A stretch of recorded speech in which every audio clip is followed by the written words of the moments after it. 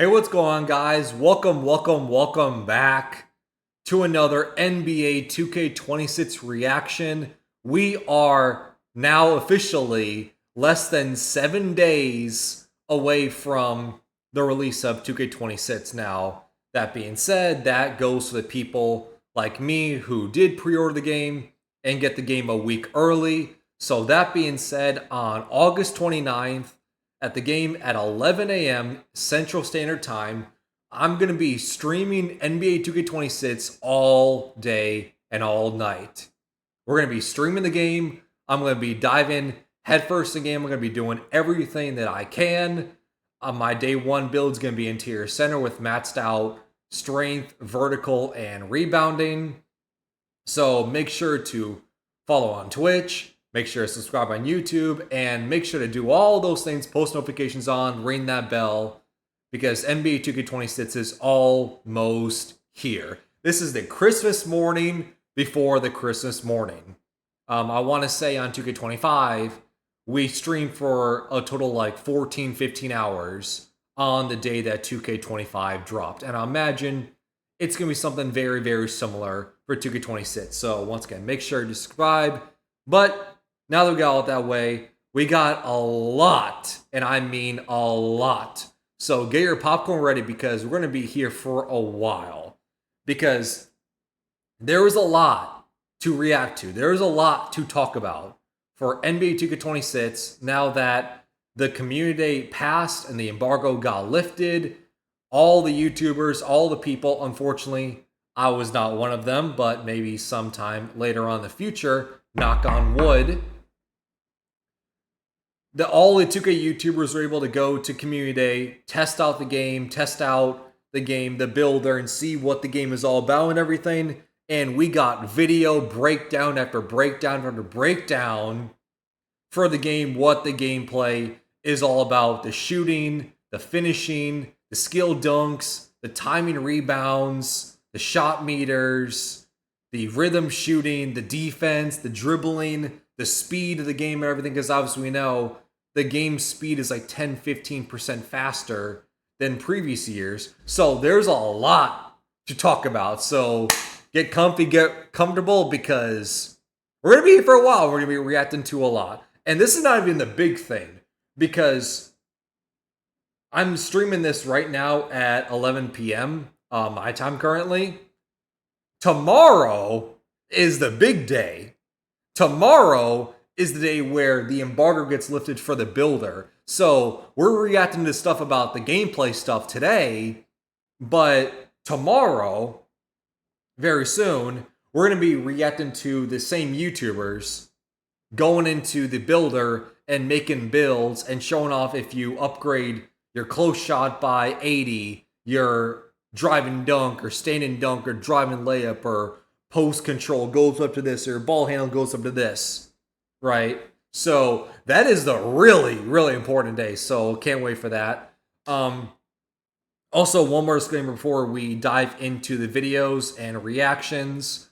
As always, when it comes to the reaction, especially when it comes to 2K, full on disclaimer like previously before, I want to repeat, I am not paid for, sponsored by Take-Two Interactive, NBA 2K.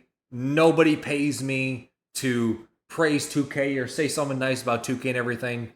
Everything I say about these 2K videos is my genuine thoughts and opinions. At the end of the day, we all want the same thing, which is a good game at the end of the day. So I just want to make it very clear, if it sounds like I'm praising 2K too much and everything or supporting 2K, I want to be very clear that I am not paid for by 2K or anything like that. Nobody pays me to say anything. They're all my genuine thoughts and opinions. And shout out to you, Dakota. Shout out to you for subscribing. A year and a half is insane. But anyway, now that we got all the disclaimers out the way, once again, we are less than 7 days away from 2K26 dropping. I am not paid for by 2K. No one pays me to say anything. Let's just hop into the videos. So the first thing we got is, as you can see, our Mr. Joe Knows is talking to the GOAT, Mike Wayne, the guy when it comes to developing the game. He is the guy. So if we're going to hear any gameplay news, how the game functions, how the game works, you're going to trust Mike Wayne. So all right, let's hear it. Right into it. One of the biggest talking points from last year's game, the RNG in shooting. What can you tell us about shooting this year, and can you compare it to a past 2K? Okay, so we talked about this online a little bit. There's no RNG in shooting. First of all, shout out to Mike Wayne. Or if you see it, shout out to Mike Wayne, Bulls fan base all the way. All right, cool. We move. Sorry for the interruption. I'm going to say that with an exception. There's RNG still in like those quick heaves that you get at the ends of buzzers, buzzer beaters, and like half court, full court heaves. Okay, so that's still, I don't want to get labeled a liar. Fair enough. That's still going to use a dice roll. But everything else is straight green windows, pure green windows. They scale based on attributes. Which that's how it should be. I know my opinions on shooting is controversial, of how I'm in the mindset that attributes should be the number one S+ tier category group. That should be the most important thing when it comes to shooting, based on your success, is your attributes. Second should be how open you are, and third should be your badges. Right? To me, that's the tier list I would go if I was making the perfect 2K. That's the tier list I would go. Is ratings first, how open you are, then badges third. Least important. But no RNG for shooting, great. Because at the end of the day, if I time a shot, first of all, I just want to be very clear. I'm someone who uses just the square. I don't use rhythm shooting, which rhythm shooting is going to be something very, very interesting to talk about in 2K26, because you only have to time the tempo, I want to say, because in 2K25, you had to time both for rhythm shooting, you had to time both the tempo and something else I can't remember. But in 2K26, you just have to time the tempo. So, very interesting. But if I time the shot well, that's all being said. What I'm trying to say is, if I time the shot well, it should go in. Then on the flip side, if I don't time it well, I should not have it go in. I should be punished. There should not be a situation where you as the player do everything right. I am wide open. I have the ratings. I have the badges. And I time the shot well. But due to the RNG, I am unlucky. The game decides, you decide to miss that shot. That's not how it should be. If I as the player do everything right, I should be rewarded. Attributes and coverage and all of the badges and everything, but those windows, once they're set by those things, if you can time your shot in those windows, you will hit the shot. Rhythm shooting, timing it correctly will make your green window better, but the proper tempo is the only thing necessary to make your shot.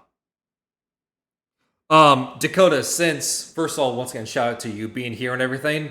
I cannot speak on the rhythm shooting because I did not touch in 2K25, and I'm assuming you're going to do in 2K26. So you share your thoughts on rhythm shooting, what you think about 2K26, where you only have to time one thing versus two things. The fact that, as far as the YouTubers who went to Community Day, they had able to time the tempo, but they still had like a yellow or red release, but it still was able to green, it still was able to go in. Let me know your thoughts on that, if you think that's a good or bad change, because I've heard mixed reactions. So theoretically, you can time your shot in those windows. You can shoot 100%. You can shoot 100%. Yeah. So compared to past 2Ks, that one's hard to answer because we really have never done this before. The closest was probably 24. 24, we had a pure green window, a little bit larger one, but that one even had RNG on the edges. So what happened there is like, it was a really, really tight window that most people probably couldn't hit consistently.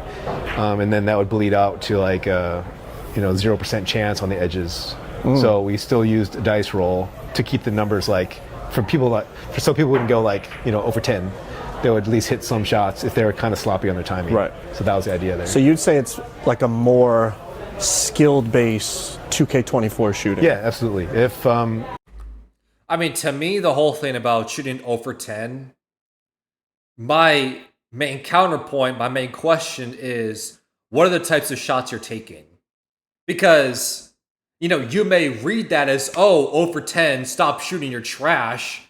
Your timing's horrible, what are you doing? But to me, the way I look at it is shot qualities are different and they're viewed completely different. Like, it's one thing to be a, corner sitter, wide open shots, catch and shoots, and shoot 0 for 10 versus someone who is like a Trae Young or Steph Curry who shoots a lot of like moving threes off screens, right, as the ball handler. Like, to me, those things are differently skewed. Yes, it's the same percentage, it's the same 0 for 10, but how the context and how it's viewed is different.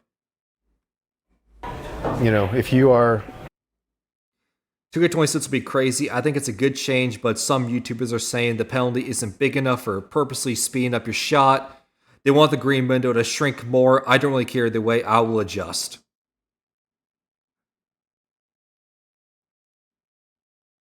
If we're talking about shooting, I'm going to say this as part of my wish list. So I'm talking about shooting, green windows, all that stuff and everything. In my humble opinion, if we want the most balanced game, a 993 open shot should be, by the code, the biggest green window in the game. Right? That should be in the code. Is a 993 and open. Wide open. No one's in your net zip code. Then everything else following that, a 98.3, 97.3, 96 moving 3 off an ISO, all the green windows should shrink subtly, right? That's how it should be. That's how you get, to me, the most balanced game when it comes to shooting. But I know shooting's a very hot pred topic, and everyone thinks they're amazing, and everyone thinks they have the best genius idea. Well, there's my genius idea of fits in shooting, make it balanced. crazy good at shot timing, and you take good shots, you're going to destroy people. You're going to separate yourselves from other players. Absolutely. And, to offset that, I'll throw that out there too, is that, one of the reasons why we felt we could go this way is because defense is stronger. Also, another dumb thing, I know I keep pausing, but another dumb thing I want to mention about shooting because I just thought of it, and it's not a new thing, I've talked about this before, the whole arcade versus sim audience when it comes to shooting.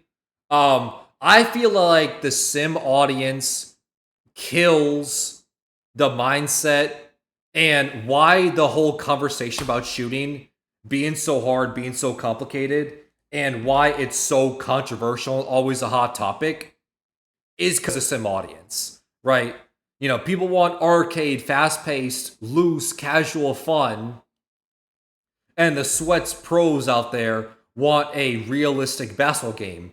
But the problem is, if you want a full-on realistic sim basketball game, to me, that's not going to be fun, and I don't think anyone's going to enjoy that, right? Because what you're asking for, in my opinion, like, tell me I'm wrong about this, chat, but if you want a full-on sim basketball game, okay, be careful what you wish for. What that means is everyone, no matter how good or bad you are, everyone is going to be shooting 30% from the field.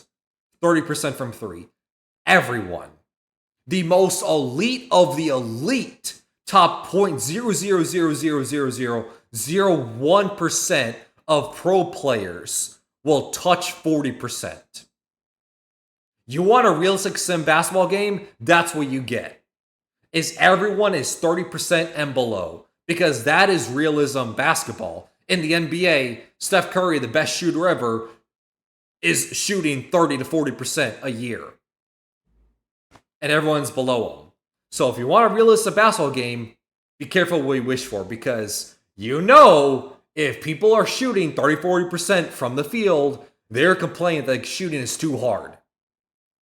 So that's all I'll say.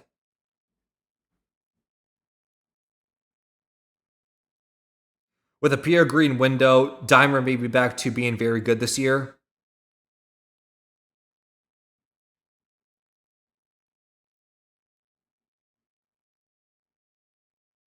I think not only Dimer, but we will talk about this later on in the video, is that whole left trigger thing, where this is going to be something that I use a lot for my 99 sharp catch and shoot builds.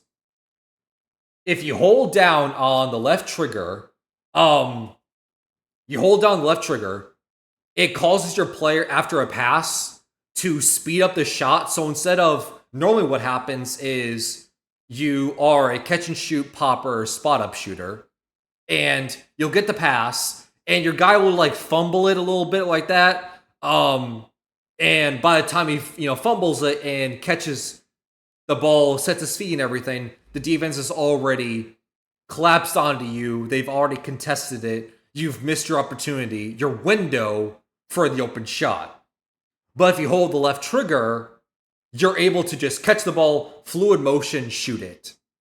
It's very smooth, very fast, and people have talked about it nonstop, and we'll get to it later on this stream, and people have loved it. But I also want to say, just call out, this is not a new feature. This has been the game, I want to say, since 2K24 was the first year they brought that feature in. So contests, they're powerful. If you No dip shooting. Yeah, that's the term. That's what it's called, the left trigger shooting. Hey, if it works properly, why not? But I would say I'm only the GOAT if my ideal criteria for shooting happens, where 993, open shot, biggest green window in the game, by code, by default. Everything else gets smaller. So then we'll come back to that conversation whether I'm the GOAT or not. if you can get a hand up, and I watch you guys play a lot. I know you guys are really good at doing this. So you know when to jump, you know when to stay down, you know when to be in hands up. People who master that, they're going to be able to ding these shooters hard enough where it's going to be such a hard window to hit that consistently, at least, that you're going to keep the percentages down. So I'm not too worried because at least all the play tests we've been having, we're getting good numbers. So we'll segue into shot contests then. It seems like it can be challenging to find a balance, right? You have attributes, badges, player heights, player wingspans, hand placements on the contest. How do you try to balance it to make it to a point where you're not getting contests when you shouldn't, and then you are, it's not too strong, too weak? How do you find the balance between all those factors? Yeah, it's really hard. It's just a lot of iteration, and it's seeing what feels right. And the hardest thing about contests, I'm going to say, is usually what happens is in the 2K cam view when you're playing live with no replays, sometimes things don't look as contested as they are, or vice versa. Yep. Like sometimes it's like, oh, there's a crowd of dudes on the guy. Why is it like a 2% contest? And usually it's because two guys are flat-footed, one guy's behind the shooter, and it looks really crazy, but it's actually pretty open. And so it's really hard to dissect, every little clip. I will say when it comes to the contest system, obviously they're talking about more about shooting, but I'm just going to relay it to interior scoring. And one of my biggest complaints from 2K25 for my interior centers out there is the interior scoring in 2K25 was an absolute joke. It was an absolute fraud, right? Like, the fact of the matter is, and it's happened multiple games on multiple streams throughout the entire year. So this is an issue that never got fixed. Me as a 7-foot center with maxed out strength and good finishing attributes. For some reason, I am under the basket, wide open under the paint. I go up for the layup. It should be open, but because of a ghost contest, because there's a 6-foot guard standing at my hip, that is for some reason a contest. That is for some reason able to make a miss. When it's a ghost contest, he has his hands at his sides, he's not jumping with me, he's not contesting, He's not doing anything. He's just simply standing there. But just the fact that matter is there is someone standing near me, especially someone a foot shorter, is enough to make me miss. That was the biggest issue in 2K25. So I hope ghost contests are not an issue in 2K26. I cannot speak on it. That is my hope. That is my pray, knock on wood. That's one of my biggest gameplay issues I hope is fits in 2K26 that I'm going to be looking for on day one. But unfortunately, I cannot speak on it because I have not touched the game until next Friday.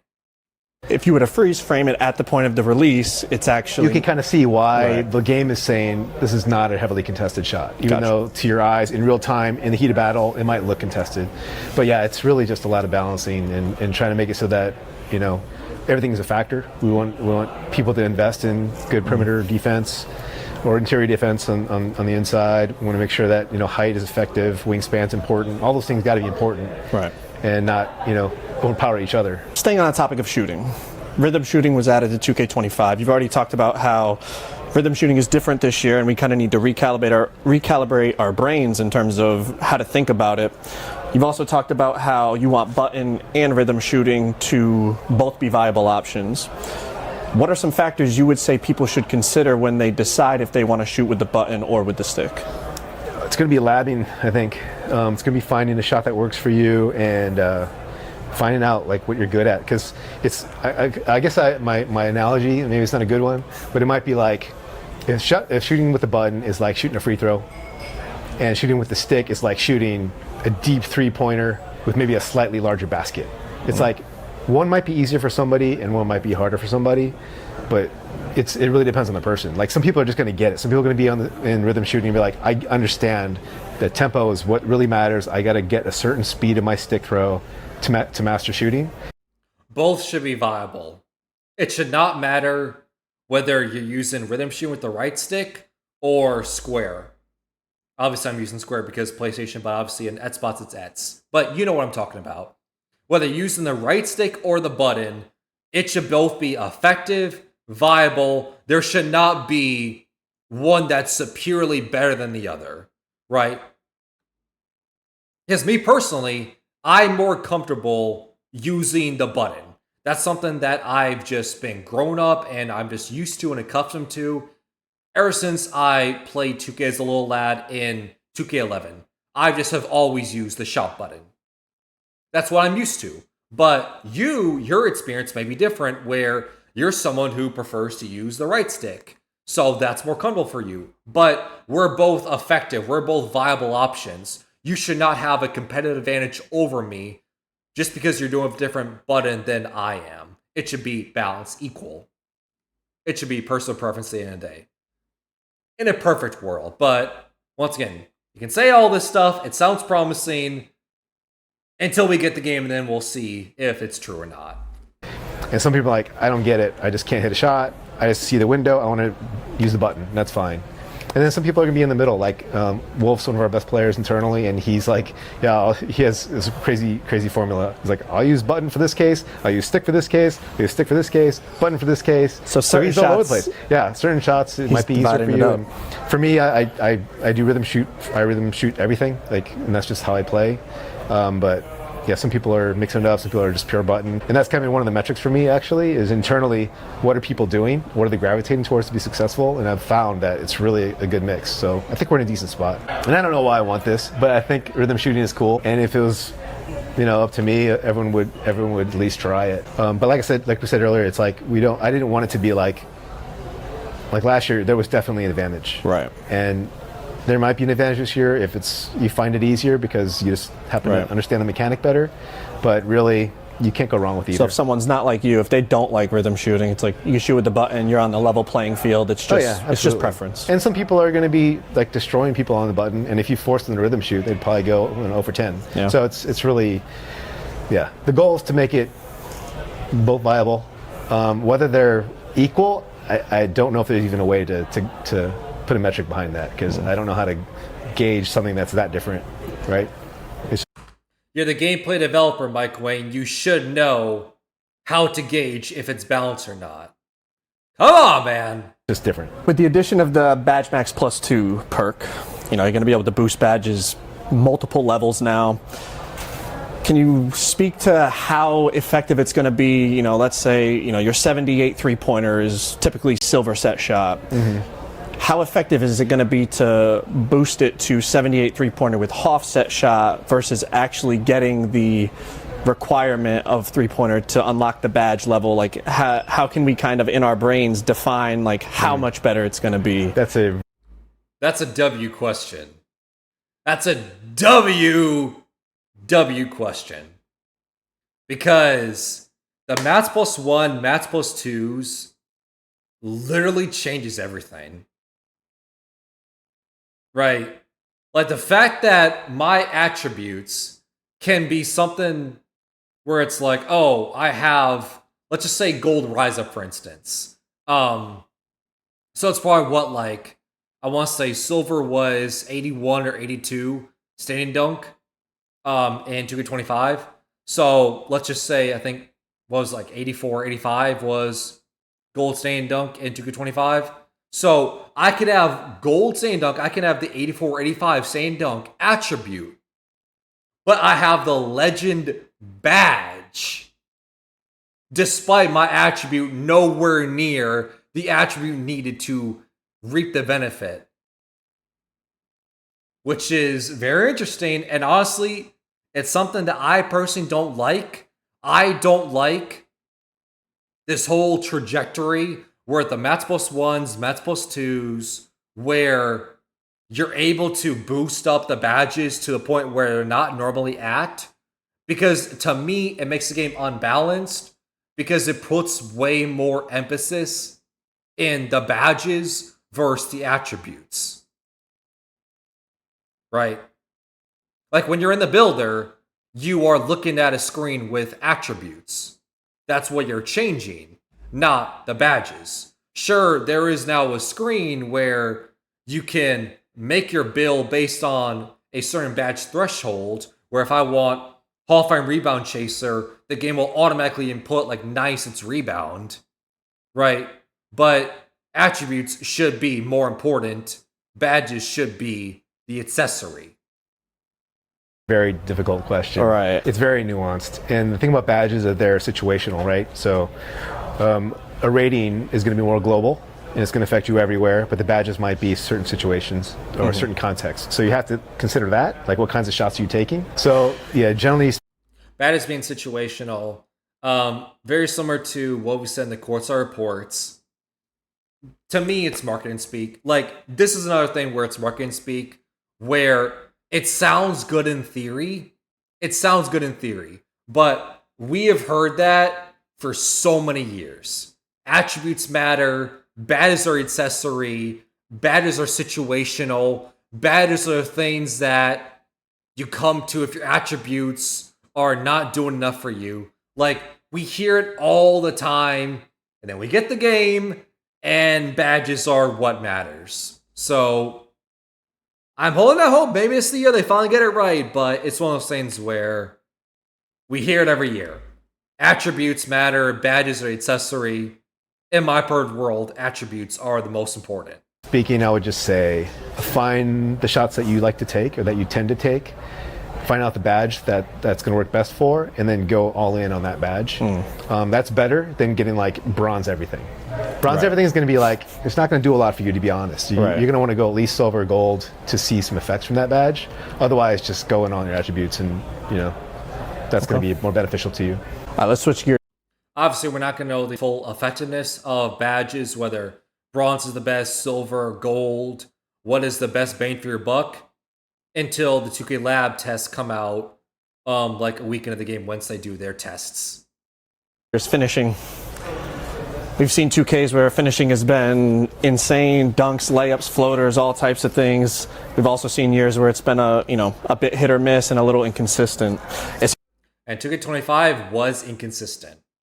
Seems like this year was an area of focus, with custom layups and bringing back the visible green window on dunks and layups. Just talk about the challenges in terms of finding a balance, because again, there's so many factors: attributes, badges, player momentum, player size, height, all those things. How do you find that balance so that it's not overpowered, but it's also not inconsistent? Yeah, that's another difficult one. Just one of the things I'll say from the outset is one of the goals for our team this year was, and this sounds weird, but we wanted every play style to be OP. So, you've maybe heard that before, right? Yeah. So, like, it sucks when We have indeed heard that before. And once again, we're getting back to that marketing speak where every build is effective. Every build, every height, every weight, every position, every wingspan is viable. You can win with that build. And then we get the game and it turns out, oh, there's 1-2 builds that are the meta, then run over the park, stage, pro-am, rec, and that's every single game you play is playing against one of those 2 builds, which is annoying. I personally like the 2Ks always fall fondly of is the 2Ks where there's variety. The 2K14s, 15s, 16s, 17s, where you're not just playing against a play sharp as a point guard and then a center with a max out strength with 99 brick wall. Every single game you're playing with. And the guards just run down screens with the 993. There's variety. when there's one dominant play style or 2 dominant play styles, we wanted it to be that if you created a slasher and even a layup slasher, like really specific thing, you want to be a guy who just finishes like Kyrie, that you can do that and you can be effective and you can like kill people with that. But if you were like, some glass cleaning interior defensive guy. Him mentioning, hold up, I want to say something. Before mentioning interior defense, hold up. Now you're speaking my language, Mike Wayne. But quick note, talking about layups, interesting, because 2K25, there was no reason to upgrade your layup. It was absolutely useless. So, hey, floaters, layups, viable option 2K26, but hold up. All right, now speak my language. Talk about the interior centers. All right, I'm getting it. Here we go. You want to be a guy who just finishes like Kyrie, that you can do that and you can be effective and you can like kill people with that. But if you were like, some glass cleaning interior defensive guy, and if you invest everything in that and you get good at that, you can just, stop everything in the paint. If everything's OP, then it's kind of just like pick what you want to be. Yeah, pick what you want to be. We want there to be a diversity in play styles. But to answer your question with slashing, it was a point of emphasis, especially with layups and dunks, to make slashing just more of a game, like more of a weapon. Right. Because we knew going in, these thinking green or miss is back. People are gonna be like, okay, I'm making a 3-point shooter. I'm gonna left, right, cheese behind screens and just pull every shot. It's not as easy as it sounds. So don't think you're going back to 2K24. It's different, especially I mentioned with the contest. So I encourage people to try out a bunch of different styles before they commit to what they're building. One way to play. Yeah, I mean, you've seen it already downstairs, but like floaters are tough. Like they're really strong, and if you get in your bag and you find the custom layup package that you want for your guy, you're going to be pretty tough. It's very interesting that he brought up 2K24 with opting for the shooting route, because 2K24 was a game where it was all about RNG. Right, it was all about RNG. You did not know whether you were timing your shot well or not, because the game already premeditated, predetermined, based on your range and everything, whether your shot was going to go in or not. It did not matter whether you timed the shot or not. So, interesting call at 24 of all games. That was a game that was bringing all RNG. Versus 2K26, what we're hearing about is no RNG. You can be exploding downhill and stop on a dime and just float it over the And dunks too. You see it. We made dunks easier. It's just hold down on stick now. It's not a big Mortal Kombat throw, as people call it. Seems like even like standing dunks as well, like standing meter dunks. Everything seems a bit more. A little worried about 7-4s, but I think they're okay. We'll see. Yeah, we'll see. When it comes to dribbling. 7-4 is worried about, and I don't know if we will get to this stream, but I've seen videos out there of some stuff that tall centers, 7-3, 7-4s, are doing and it's actually insane. We saw Yao Ming do Kareem skyhooks from the three-point line and green it. We saw Wemby do a post-hop shot going from the mid-range elbow all the way to the left-wing three-pointer. In 2K26, what was your vision? What did you see and what did you want to execute? And are we going to see big builds being explosive and popping off the dribble like LeBron and Durant and all the taller players in real life? I wouldn't say popping, but they're definitely moving better. Okay. The goal for dribbling at a high level was to make it more explosive. Let players branch and chain moves together more readily, more freely. Have moves generally be more explosive, both launching out of them and just chaining between moves. And then just putting a lot of different combos in that haven't been in the game for a while or never have been in the game. Right. So that's exciting to me always. When it comes to dribbling, obviously I can't speak on from personal experience because I have hated the dribbling. Ever since 2K18 onwards, I've refused to make a guard with the ball handle because I've hated dribbling. You have always moved, doesn't matter what your acceleration was, your speed with ball handle. It felt like you always were moving slow as molasses. It felt like you were on the gravity of Jupiter. It felt like any dribble move, you would do one hesitation, one crossover, and it would feel like you are being weighed down by cinder blocks, right? You did not feel loose, quick, effective, anything like that. And it felt like you were constantly fighting against the game to do a dribble move, do a dribble combo. Which sucks because back in the 2K11, 13, 14, 15 days, my main build was actually a guard, not a center. I've changed to center because of how much I hate the dribbling. Now, when it comes to my opinions on dribbling, I have a few thoughts on it. A,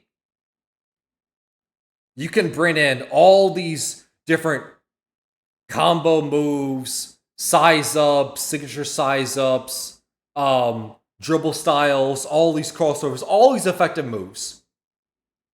It is white noise. It does not matter if there is one meta animation that is just vastly superior than all the rest.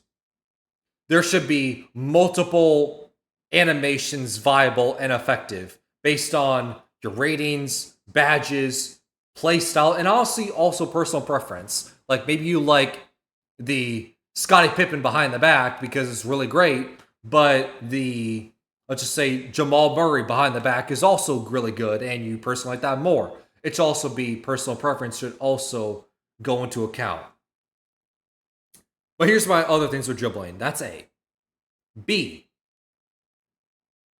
It should take skill to be a great dribbler.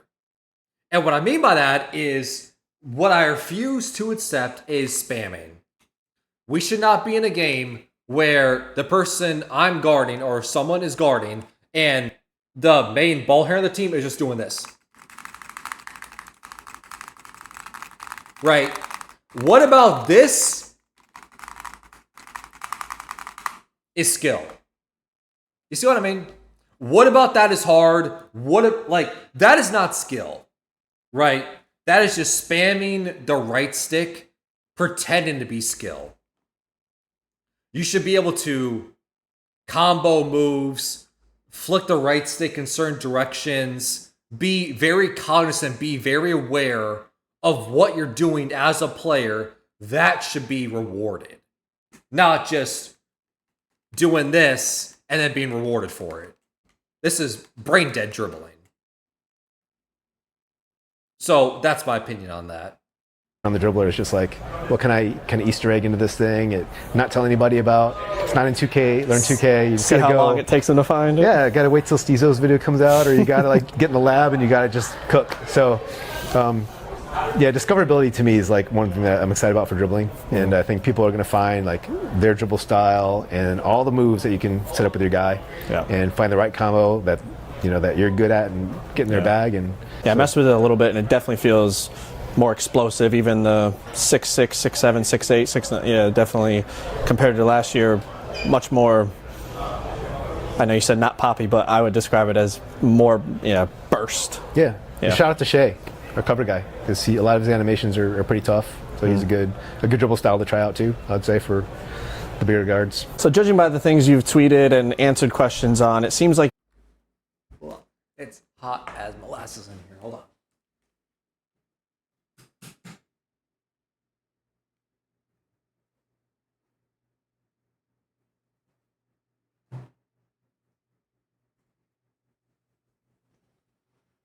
Also, 1 second.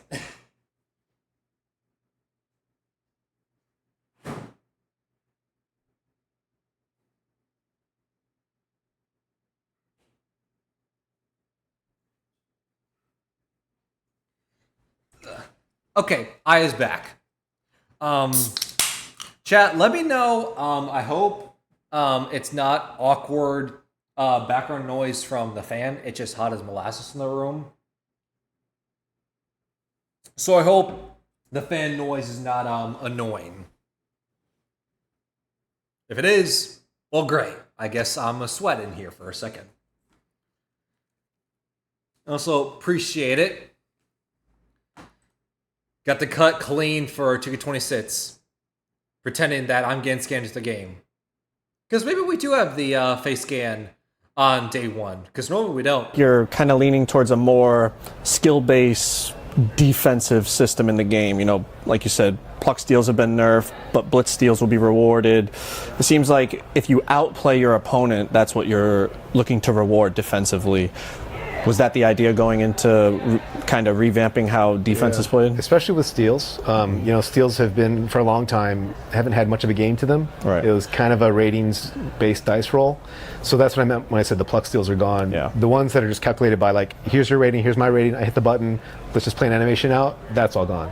So actually, you guys inspired me a lot. Watching Black Market play and watching, like, Bauer play defense, I call him out. I guess it's all you guys, but especially Bauer, and, like, how good he is at anticipating and cutting the dribbler off. I wanted that to be the game.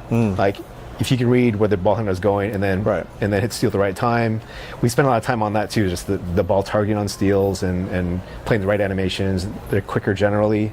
I don't know if you're going to bring it up, Mike Wayne, but if we're talking about steals and passes, in 2K25, the main issue day one was break starter outlet passes were being intercepted, Odell Beckham intercepted, and bat away nonstop, where it became borderline unplayable.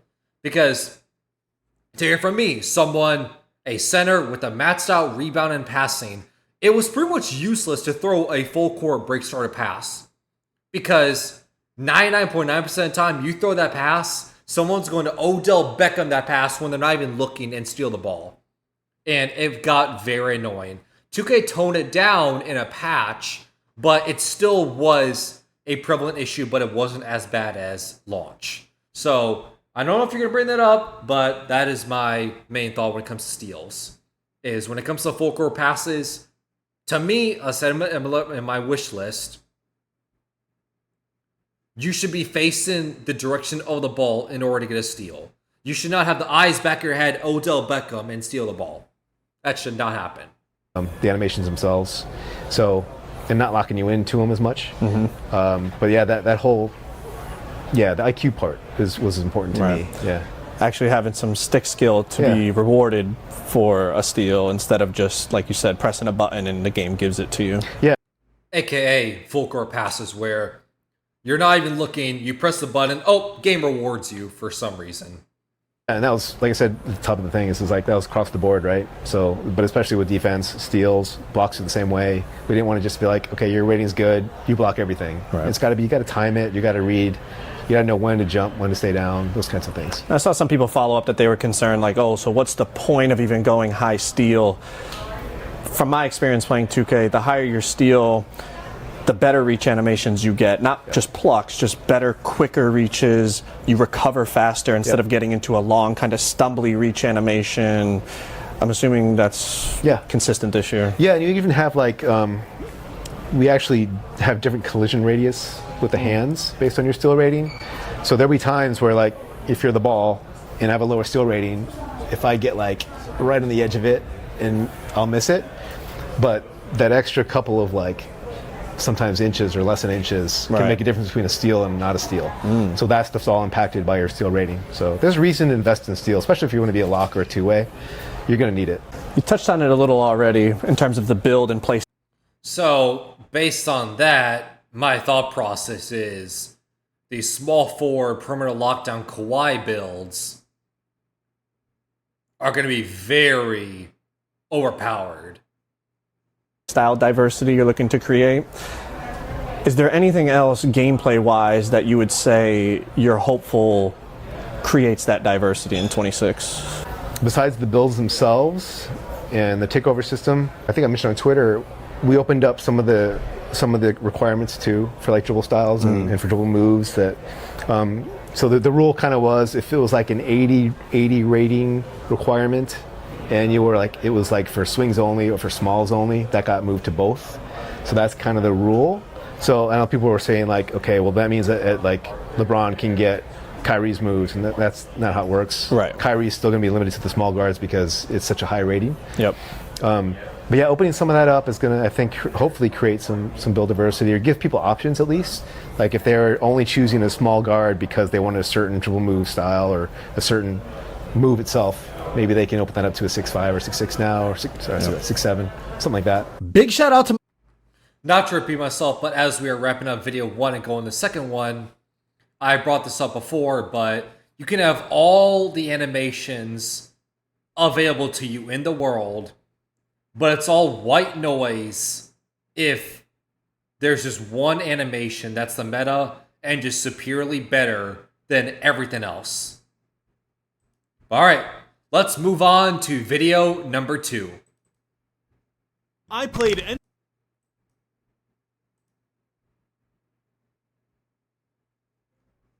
All right, here we go. I played NBA 2K26 early, and today I'm gonna be giving you my 100% honest opinions on everything I liked and everything I didn't. For example, I loved that you could actually speed boost out of different dribble moves. Last year, it was basically if you didn't have Steve Francis, you were cooked. This year, there's definitely more variety. One thing I didn't like is the ball switching hands without me even touching my controller. This made comboing up super annoying, but don't worry, I found out 2K did add a way around this that I will explain later in this video. We're also gonna go in depth on all the changes to the dunk meter, rhythm shooting, dribbling, post scoring, speed boosting, bump steals, and all the brand new features introduced for the very first time in NBA 2K26. Starting with my favorite new addition, quick shot timing.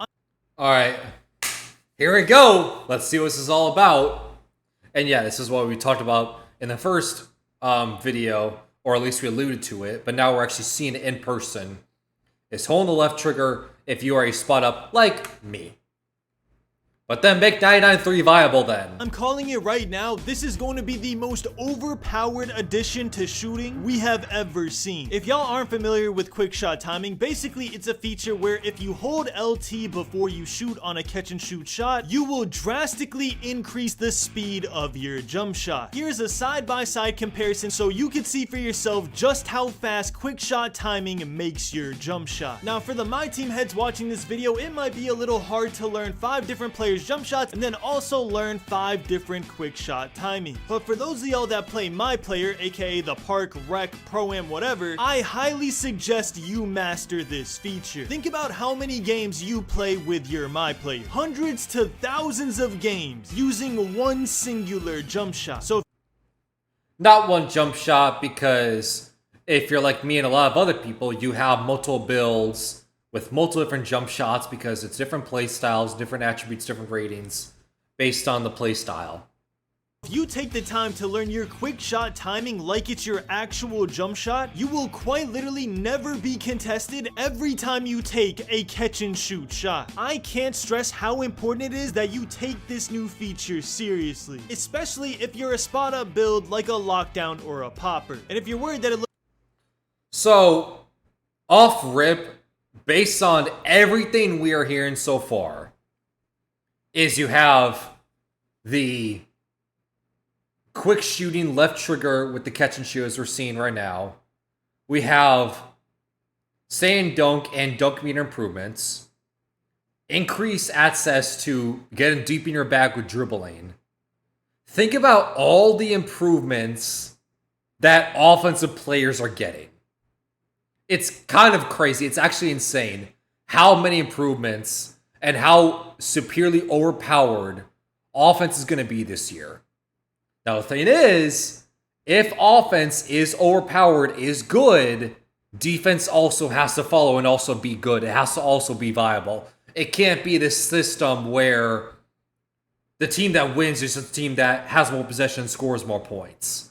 That's not how the game should be. Looks too hard to time. After 30 minutes of labbing, I was able to green consistently with Brandon Podziemski on Hall of Fame difficulty. Trust me, you will be fine. Now, enough yapping about that, let's cover a feature that I really don't like, which is the brand new lob system.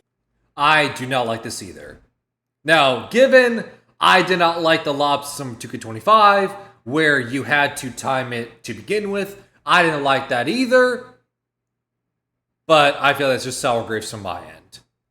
But I don't like it even more because at least 2K25, it was just one button you're pressing. In 2K26, it's randomized, which is why.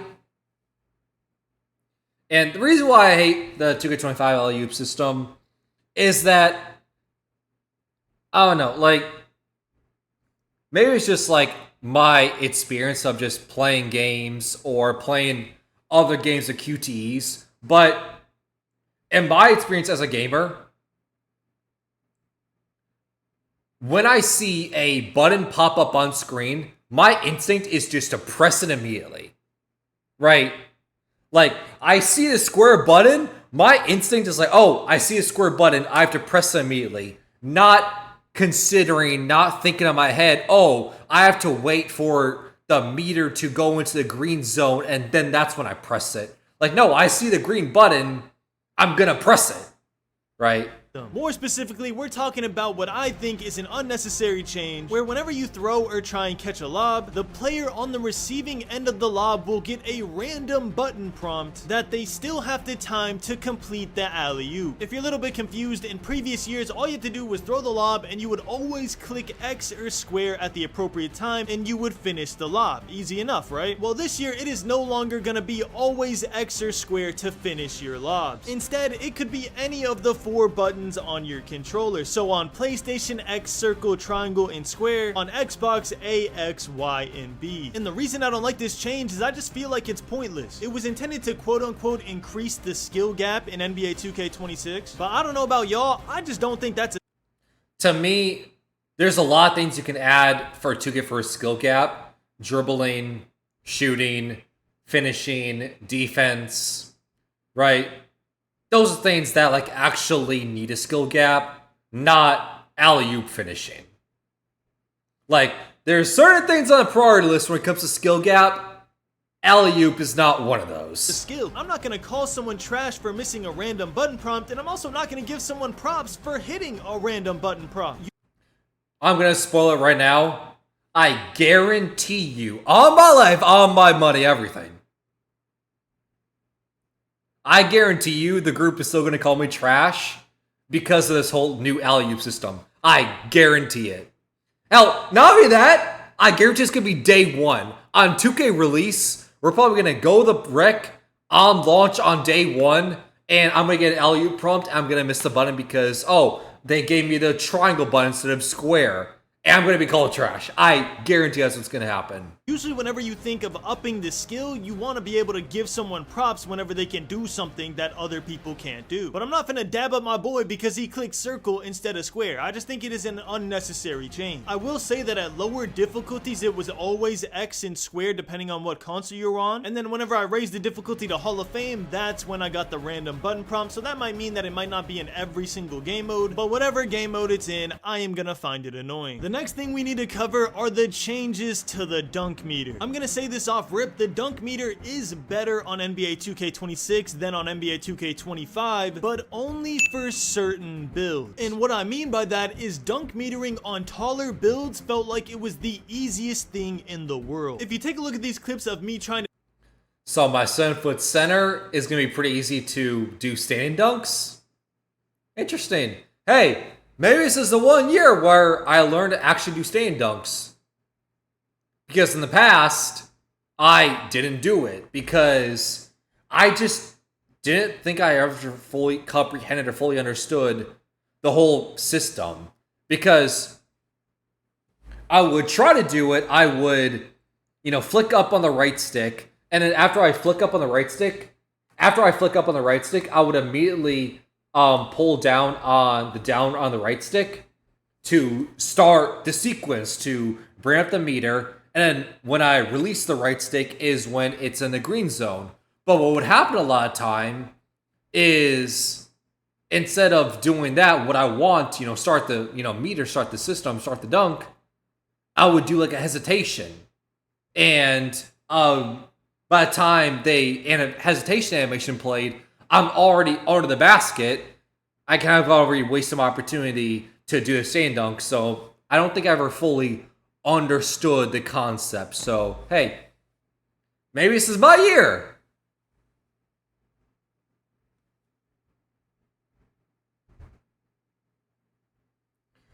When Mike Wayne said he was worried about 7-4s, he specifically meant 7-4 staying contact dunks are going to be OP as hell. Hey, if it's true, what they're saying, that the taller players, the dunk meter is easier. I mean, you max out your height at 7'4", Matt's wingspan, have a Victor Wembanyama build, we're going to have problems. Now, this is my thing, though, is you have a 7'4" Victor Wembanyama build doing standing contact dunks, and as you just heard, based on height, the taller players, it's easier to do standing dunks. The inverse, the counterpoint, is as the defender, as me being the defender, a 7-foot center defender with maxed out rebounding, maxed out interior defense, maxed out block, maxed out strength, I should also play a role in how the sequence goes, whether me playing defense or the offense player doing a standing dunk. Like, I should have a presence, I should have a role in what happens in the sequence, whether they score or I make the miss or I get the block or I get the rebound. I should have a role. It's not just, oh, they're taller than me, so they just dunk over me every time. My attributes, my ratings doesn't matter. That's not how it should be. For all these upgrades offensive players have got, there should also be a counterpoint on defense that cancels it out. That's how you get a balanced game. Dunk meter with Giannis, you'll notice that I'm absolutely manhandling everybody and then finishing the dunk with a huge green. Like, hold on. Let's just play that clip for a second. In the world. If you take a look at these. Like, look at this. Look at this clip for a second. This is 6'11", 7-foot Giannis going up on point guard Jalen Brunson. Giannis has the strength and the height advantage. Of me trying to dunk. So he's able to dunk on him easily. With Giannis, you'll notice that I'm absolutely manhandling everybody. And then that's the thing. You should be able to manhandle someone like Brunson if you're someone like Giannis, who's bigger, faster, and stronger.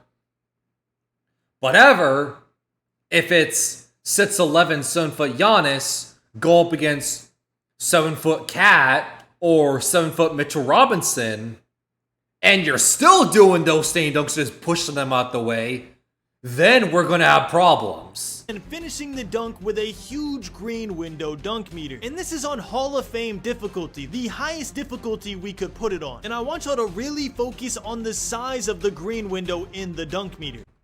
Like, here we go. Look at this. So Giannis pushes Jamal Murray out the way, and now he's going up against Nikola Jokic. Taller. Obviously, Nikola Jokic is fully under the basket, he's no longer in the play. And obviously we know Nikola Jokic is not a good defender.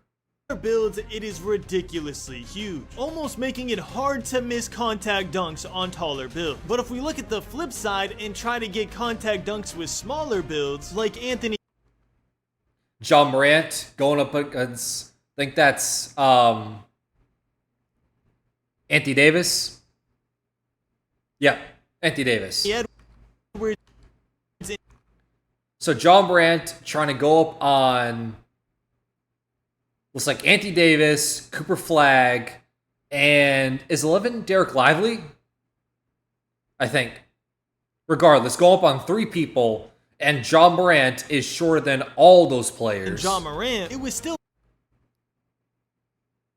And he still dunked it on 3 people. very possible, don't get me wrong, but it was a lot harder in the green windows Anthony Davis was there and made a miss. were visibly smaller. I'm sure in some of the clips the green window looks kind of the same as the Giannis ones, but in some of those clips the difficulty Anton Zion. That was nasty. Levin's Kyrie. Ah, damn it.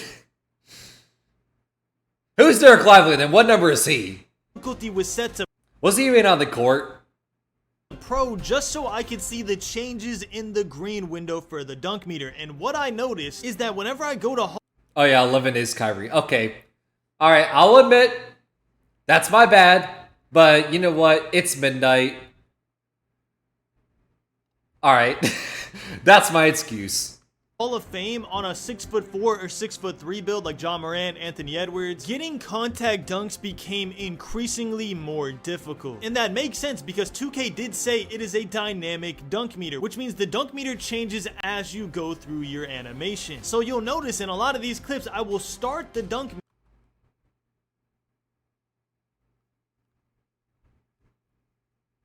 Man, look at that animation on Anthony Edwards. meter. But hey, once again, that's a good contest. The defender was right there in the breadbasket with him. And my dunk meter will be very huge, and then a taller player will get in the paint that I'm trying to poster, and my Also, Donovan Clinton was also in the paint, who is an elite rim protector.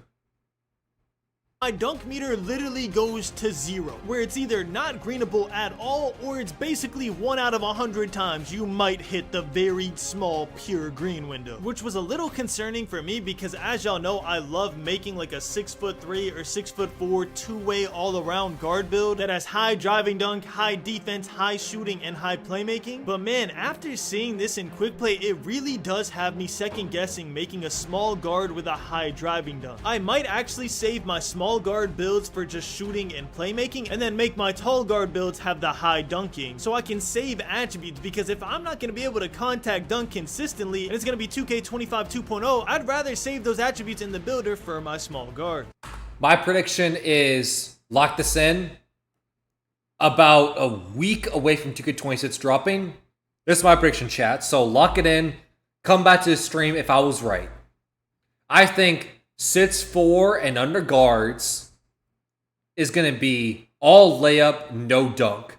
They're going to focus on the Euro steps, the floaters, the layups. If you're 6'5" and above, that's where you're going to be doing the dunking. But if you're 6'4" and under, you're going to ignore dunking entirely and just do layups.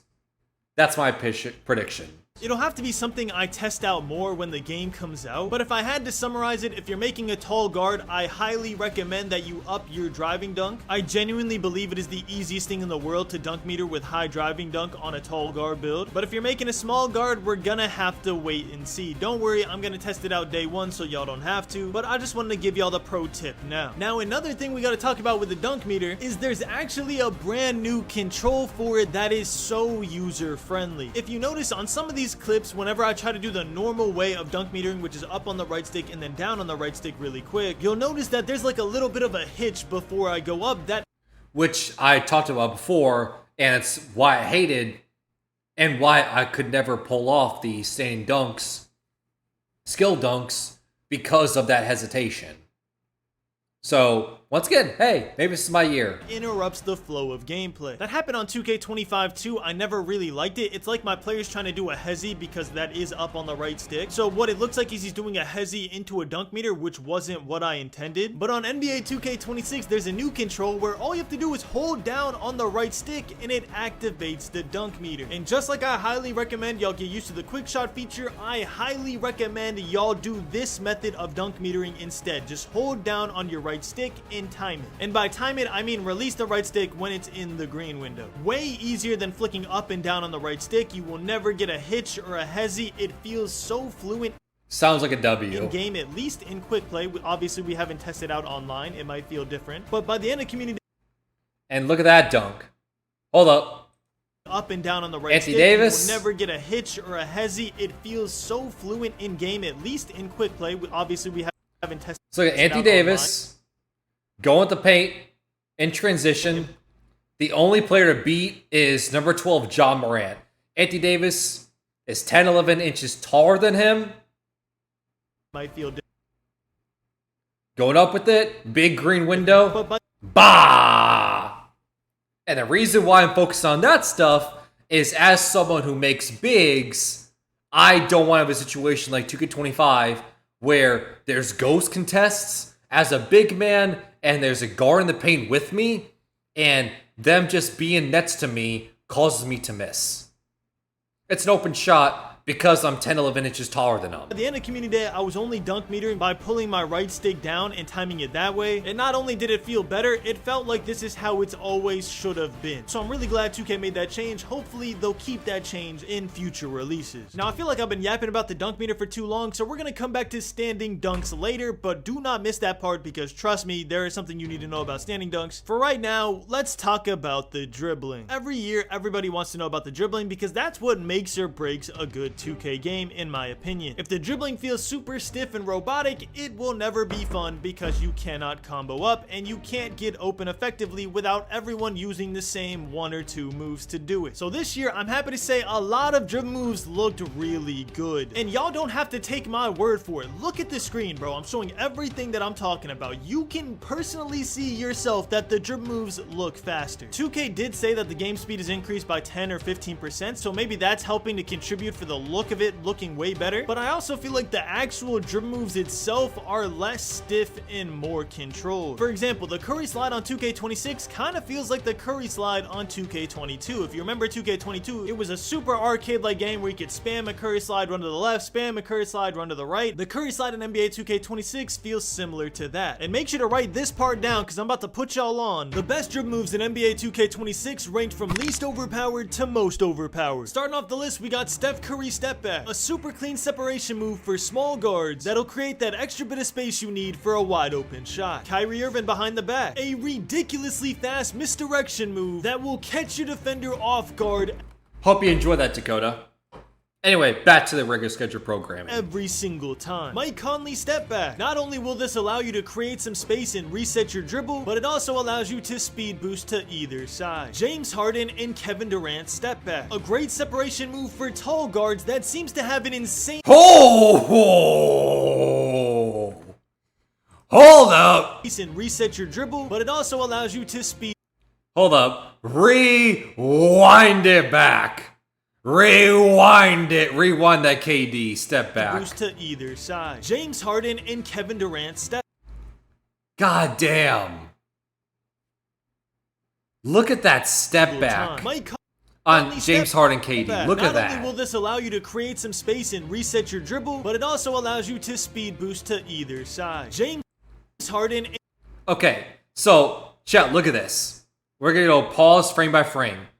James Harden is just inside the three-point line, and Trae Young, as we know, not known to be a good defender, is at the free throw line.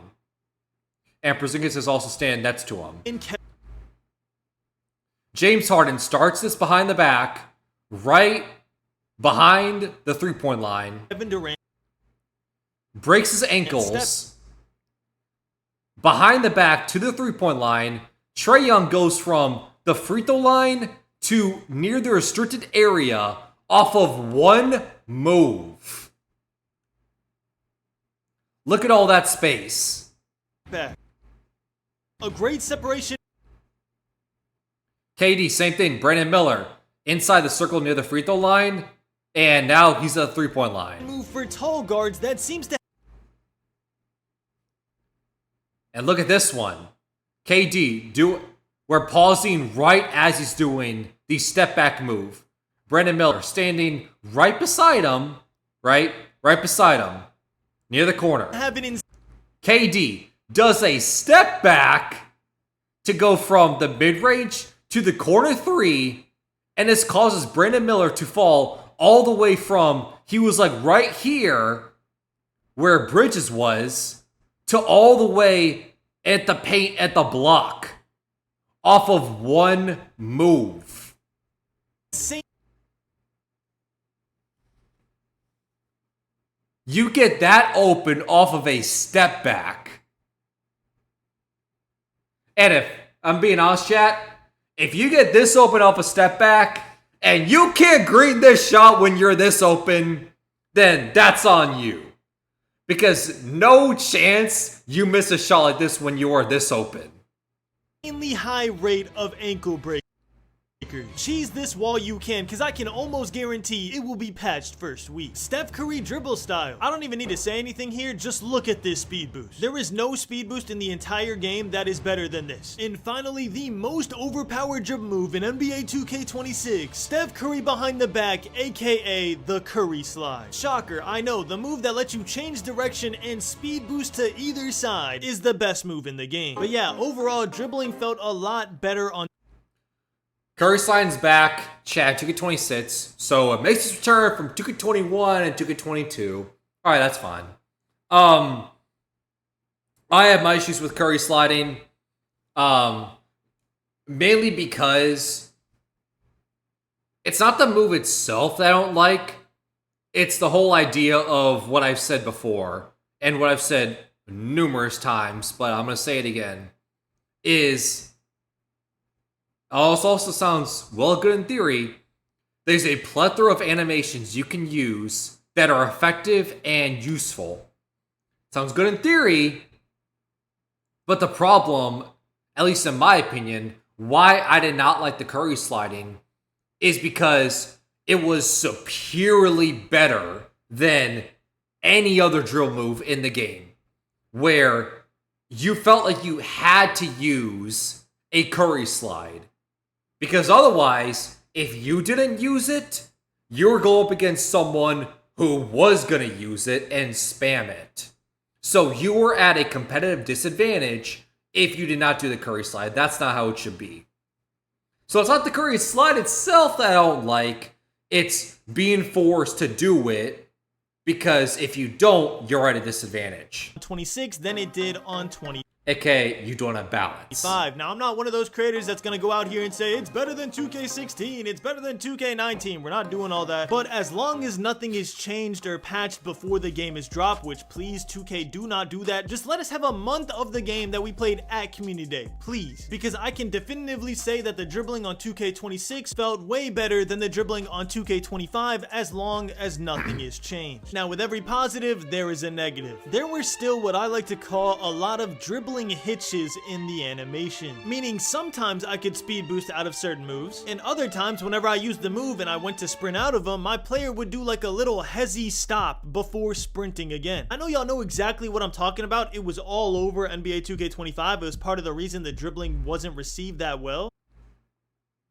Hold on 1 second. It would call a lot of dribbling We're taking it in slow-mo because it's all about hitches. In the animation, meaning sometimes I could speed boost out of certain moves, and other times whenever I used the move and I went to sprint out of them, my player would do like a little hezzy stop before.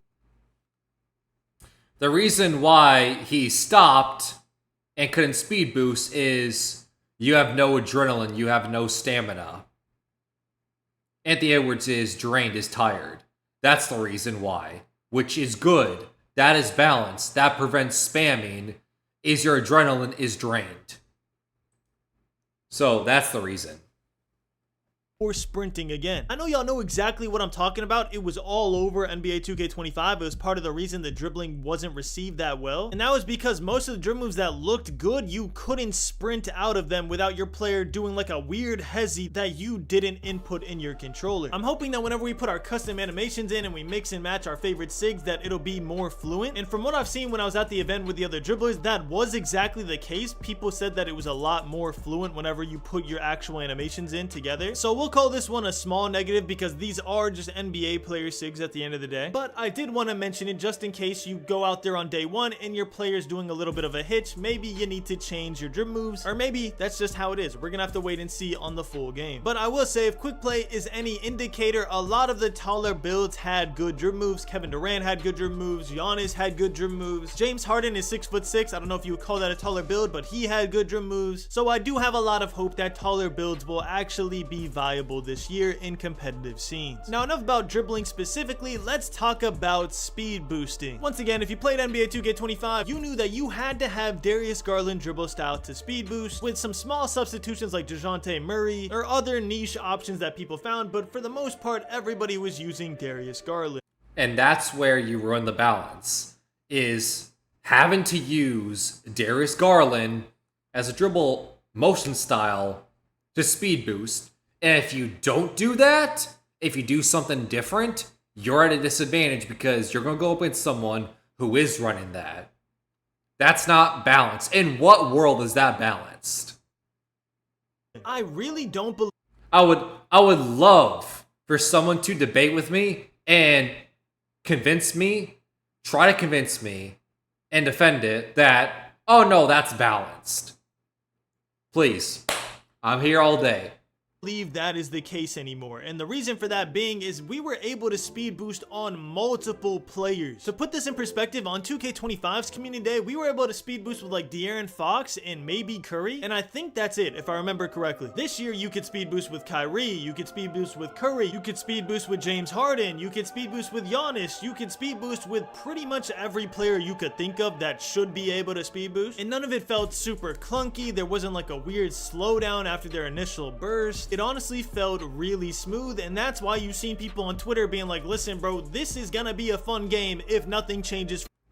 There should be 5, 10, 15, 20 different motion styles that are all even, all viable, all effective, all work, and are all great. That is how you get a balanced game. Right? That's how you get the most balanced dribbling game possible. Is 5, 10, 15, 20 options. Not, oh, Darius Garland or De'Aaron Fox, and then that's pretty much it. If you don't use one of those two, you're kind of screwed. That's not balanced.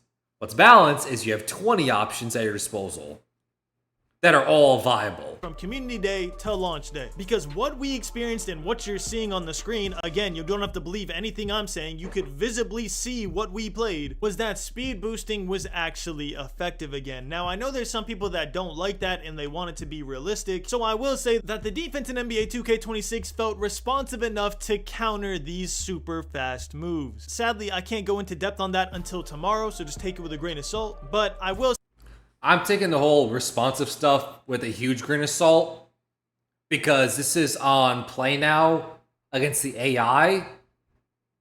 Because as we know, you don't have to deal with latency when you're playing play now or playing my career against the AI. How does it work in theory in the Pro-Am or in the park or in the rec when you're playing it's online with servers with latency against real people? That's where it really matters.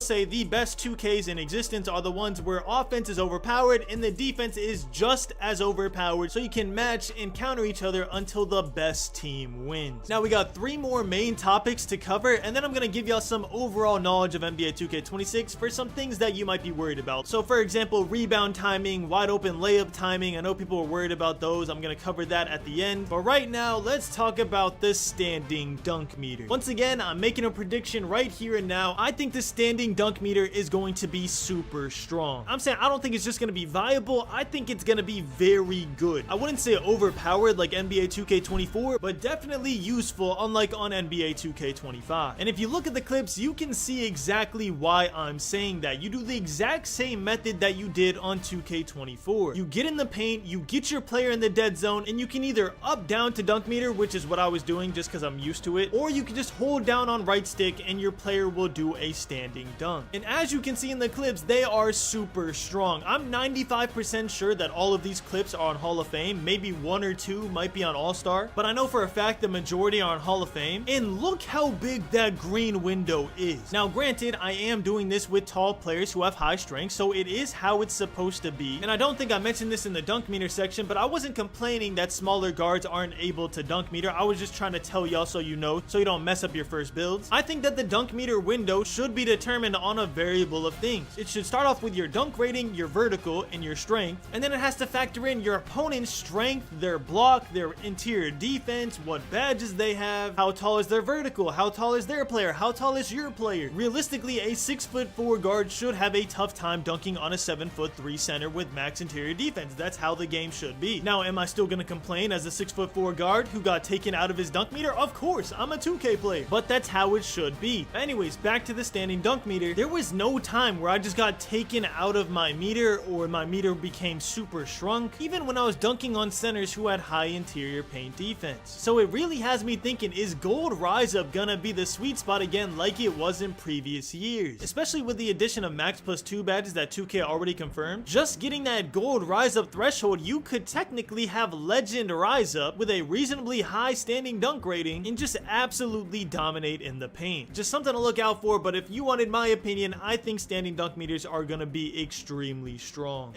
Everything we're hearing of how the dunk skill meter is different and way easier, instead of doing flick up on the right stick, down on the right stick, then up again, it's just down on the right stick and then that's it. I feel like I'm more and more convinced to try doing down on the right stick and try it out instead of just doing square like we've always done. So I'm going to try it out day one. And you know what else is going to be extremely strong? Post scoring. Wow, shocker grinding. Post scores are going to be good for the 15th year in a row. Yes, post scoring is super good this year. I couldn't get too many clips showing this off because some of the NBA players' post go-to shots are just horrible in quick play. Like genuinely, some of them are laughably bad. Look at this Joel Embiid clip right here, bro. You literally can't do his post go-to shot without getting 3 seconds in the key. The animation itself takes 5 seconds. I've never seen anything like that. But yeah, post taking over people, just getting an easy green. It's super simple, just like it is every single year. And with the addition of max +2s, like we said before, I think it's going to be even stronger. If you want to see, especially Embiid specifically, here's the post moves for 2K26 what we're looking at. There we go. We have on the left, we have the post hooks. We have in the middle the Hakeem the Dream, like shimmy shakes, up and under moves. And then we have a post hop step fade on the right.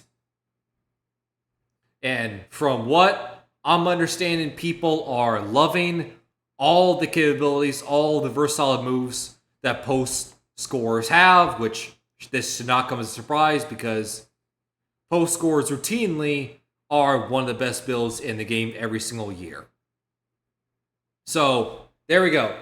Talking about showing off post scorers, Embiid specifically, what options there are. Here you go. This is what some of the post scorers bag is looking like.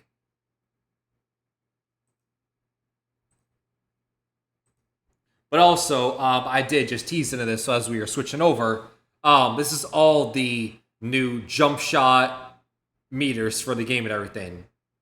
Some new ones, but also some returning ones. And this is going to be very important for me because as someone who does prefer to use the jump shot meter when it comes to shooting, I personally do it because, as we've said before, 2K is a game where server issues and latency are an issue for as old as time. So I personally prefer to have the jump sheet meter on because one day I'm dealing with very high latency. Then another day I'm dealing with low latency.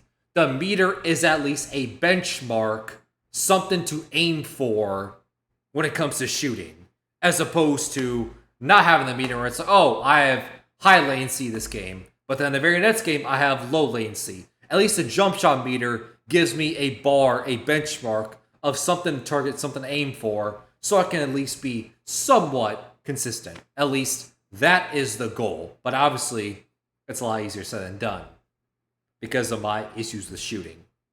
But not just shooting, but this also goes for layups, and the dunk meter is the green window, the green meter they're aiming for is these are one of the jump shot meters that you can have equipped for layups and dunks as well. So if you're someone that doesn't use the jump shot meter, well, this meters can also be for your layups and dunks. So take that into consideration as well. All right, back to regular schedule program, back to the videos.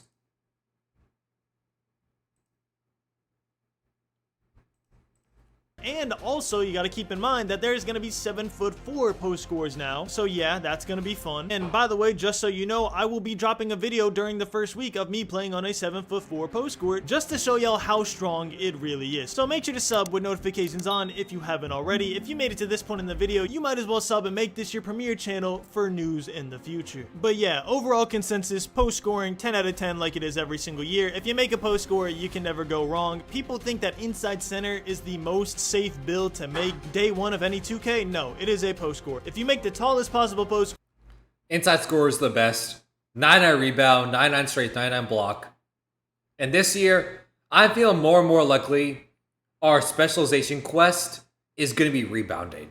with the most possible strength and the most possible post control and close shot, you will just be stacking up wins like it's nobody's business. Real quick, earlier in the video, I complained that my player would switch ball hands without me even touching the controller. And guess what? Your player is gonna do that exact same thing too if the first thing you do isn't going into your controller settings and turning off passive handball switches. This is one thing I really hope 2K changes, because once you do this, your player will no longer switch hands unless you flick your right stick to do so, giving you more control of your player. Don't get me wrong, I love that 2K has a setting for it, because believe it or not, some people do actually prefer that their player switches ball hands for them, but I wish they would change it to where the default is automatically set to off and then you have to manually turn it on if you actually want your player to switch hands. Because I can't imagine how many people don't even know that this is a thing and are just gonna assume that that is how the dribbling is in NBA 2K26, and there's nothing they can do about it, when in reality there is. So in my opinion, the default setting should be that it's turned off, but who knows, maybe 2K's data on their back end shows that people like it when it's on more than they don't. Just in my opinion, I feel like people want more control of their player over not. Rhythm shooting and shooting in general. We're not going to cover this for too long because it's really pretty simple. I thought rhythm shooting was implemented very well in NBA 2K25. I think it was a very good addition to the game. I think the boost they gave you on NBA 2K25 was a little ridiculous, and also other features of NBA 2K25 made it very hard to shoot with X, so it kind of skewed people's judgment on rhythm shooting. It felt like you had to rhythm shoot. This year there is no noticeable boost for rhythm shooting. It's just if you prefer doing it, and it honestly felt even smoother than 2K25, which was surprising to me. I didn't think they could improve.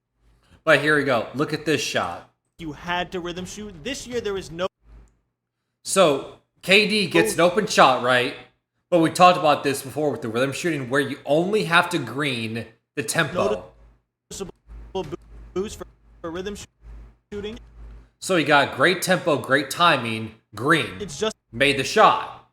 But then we go to, let's say this one, doing it, and it step back, honestly felt even shoots it, great tempo, slightly early, smoother than 2K20.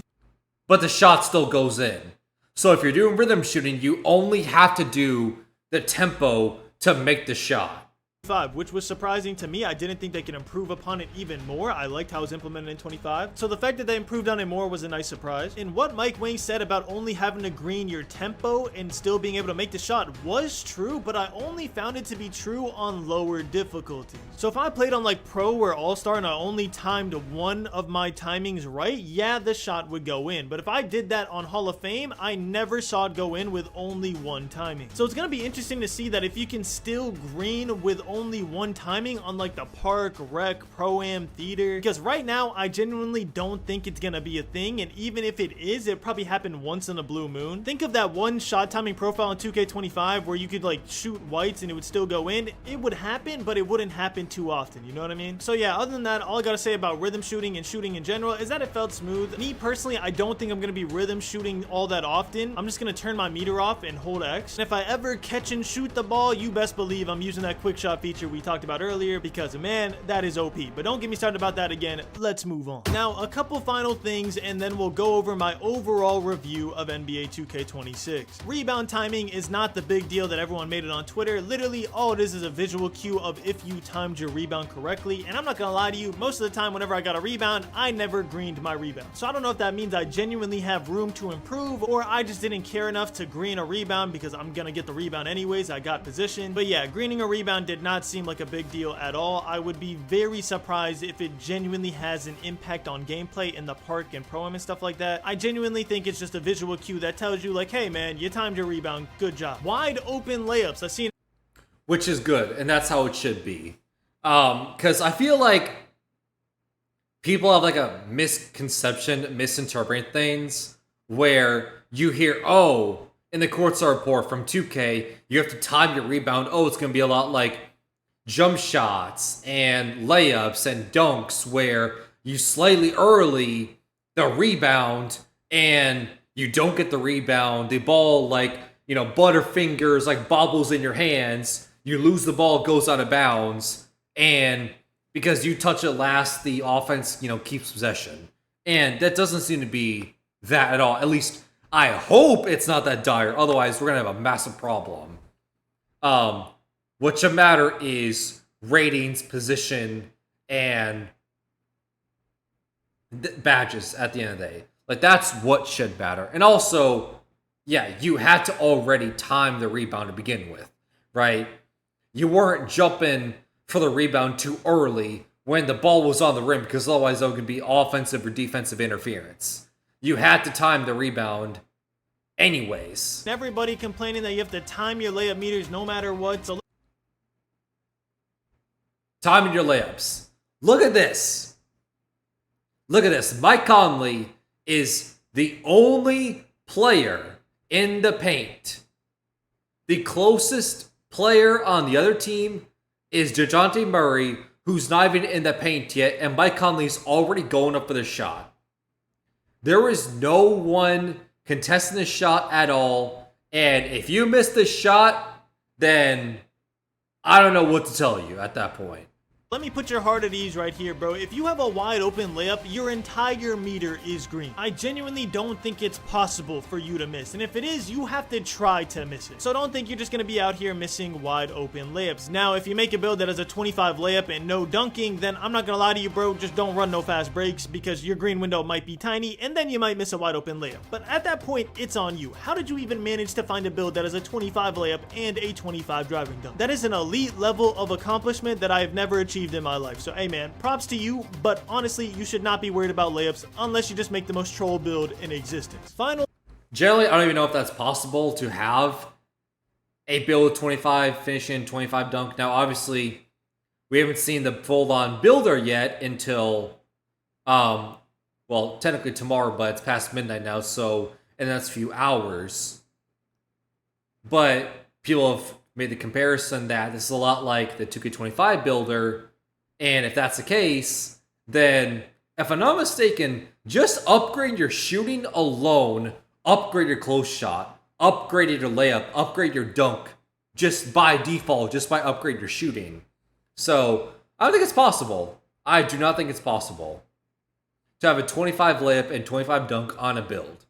But hey, Maybe I'm wrong. Thoughts about NBA 2K26. If I had to sum it up in one sentence, I would say that NBA 2K26 is what NBA 2K25 should have been. I think that's a very fair assessment. I feel like a lot of things felt the same, but at the same time, a lot of things were improved upon and changed in a good way. One more time, I'm gonna glaze quick shot time, and bro, I'm telling you, I love it. I genuinely love that feature, and I hope it stays in every game. But yeah, yo, overall, I got a pretty positive expectation of what NBA 2K26 should be at launch. I'm hoping that the game meets my expectations and I don't just get my hopes up for no reason. But if y'all want to see my live reactions playing the game on August 29th, make sure to follow my Twitch or sub with notifications on to my YouTube. I will be live for 12. The new NBA 2K26 dribbling system, speed bursts, behind the backs, adrenaline, quick stops. I'll cover it all for all of you dribblers out there. We've also got the new rhythm shooting and no dip catch and shoots in 2K26, while also going over the L2 cheats, jump shots, and how hard it actually is to shoot, so shooters keep watching. We can't forget about the new dunk meter mechanics, the old new slow down euros, layups, floaters. For all my slashers watching, I got y'all. We're gonna be going over passing and even the new green rebounding mechanic. Even the post scores will be getting covered in today's video with this standing dunk meter and the new post go-to shots. And let me tell you, these post scores might be...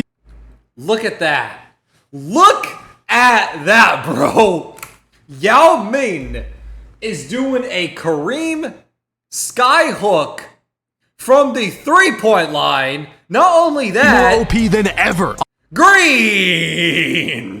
I'll cover all of defense from the paint all the way out to the perimeter. We'll even be talking about takeovers. Literally anything you can possibly think for gameplay for 2K26, we will cover. So hit that subscribe button and let's get started right now. What is good, YouTube? It's your boy Henry, aka Double H, back at it with yet another banger. And I played NBA 2K26 early, and I'll be breaking down everything in different categories, starting with dribbling, then shooting, finishing, rebounding, post scores, defense, and lastly, takeovers. And I'll be doing all that while giving my honest opinion on the game I played at Community Day for 2K26. If you have any questions, I will answer them live on Twitch right now. Now, if you want to see... You already know I'm gonna be smacking three-point hooks for game. I'm a troll like that.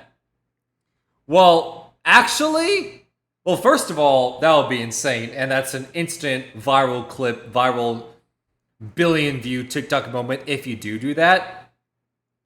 Secondly, according to Mike Wayne, game winners, they do factor in some RNG. So, hey, maybe 2K will make you lucky that day.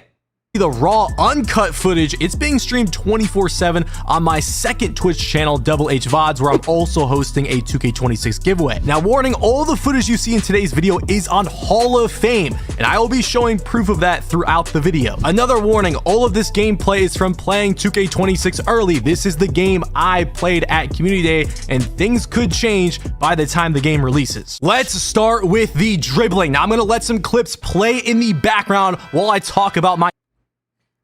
Make a 5'9" guard day one of 2K and run PG for the squad. I mean, are short guards viable? Is this a example of 2K22 Next Gen all over again, where everyone was running a 5'8" guard? My honest opinion about the dribbling, and then we'll get into specifics. The dribbling is a lot faster. I mean, you guys can tell by just looking at the gameplay, okay? The momentum's back. There's a bunch of old moves back. There's new moves. You can run out of moves faster. You can cancel out of moves. Overall, the dribbling feels smoother. It looks faster. And I feel like players are still going to be able to replicate their favorite NBA players, while also the players that like the old arcadey 2K fast speed gameplay type of movement are going to be able to do their thing as well, okay? I mean, y'all can see the clips. Like, you can spam moves, cancel out of moves, run out of moves faster. I'm going to try to do my best and not repeating myself from what we said in the previous videos in this stream. But you know my thoughts on ball handling, dribbling, skill gap, all that's not spamming, all that stuff. The dribbling is 100% better than 25. I mean, if you think 25's dribbling is better than this by just looking at it, then I don't know. You might be blind because it's clearly better. But anyways, let's get into some specifics. Bursting out of moves, okay? Even just doing a simple escape of the court right here with Curry, you can see I'm running out of that much faster. De'Aaron Fox has a nice escape and cross launch. Look at his escape and cross launch is nice and fast. Trae Young running out of an escape. There's his animation. He also has like a 2K24 Jamal Murray behind the back on. I'm not sure what behind the back it is. Whatever Trae Young's behind the back is right here is literally the Jamal Murray behind the back from 2K24. But Jamal Murray his behind the back isn't good. Even Giannis, his cross launch is good. And when he just runs out of a standstill position, he runs out of it instead of having this like slow turtle animation that we had in 2K25. You see Ja Morant running right, then goes to escape, explodes out left, gets the easy dunk meter. I was even messing around with LeBron James. He has this nice like walk back, step back, and just messing around with LeBron. I mean, look at this, bro. You could snatch while running forward and then you stop at a dime immediately. Look at KD. He did the same thing where he kind of snatches when he's running forward and then he can burst out of that to left or right. Once again, here's slight nitpick, but I will say, just to call it out and everything, because I know people are going to complain, oh my god, look at all this like overpowered dribbling, defense is washed, defense is a sham, defense is fraudulent. Dribbling is going to be so ridiculously overpowered when they are in the 2KU dribbling arena where there is no adrenaline, no stamina, and no defenders. So I call that before people complain, oh my god, patch this before the game comes out. Ja Morant in the Learn 2K, you saw his escape running left and right in the play. Now I was just testing the dribbling, so am I actually going to spam the left right with the stamina and adrenaline? No, and we're going to get into that later. I'm just trying to show y'all the actual gameplay. There's Trae Young's behind the back moving forward. There's that 2K24 Jamal Murray behind the back right there. Oh, and I almost forgot to mention Kyrie has a similar behind the back that arguably creates more space. This one is insane too. Very similar to that Jamal Murray behind the back in 2K24. Escapes and behind the backs you can spam in 2K26. And what I mean is like literally spam them. In the past in 2K25, if you didn't escape, you had to wait for the whole escape to play out to do another one. And then you would have to like either left stick cancel it, or you would have to do a hezi and then do the escape again. In 2K26, you could just spam your right stick right and left without left stick canceling, without L2 canceling, without doing anything, okay? You could just spam it right and left until you're finished. I'm in the minority here, but I personally think the bumpiness of defense has been toned up, and the new collisions and dribble and finish contact logic will prevent stuff from being stupid.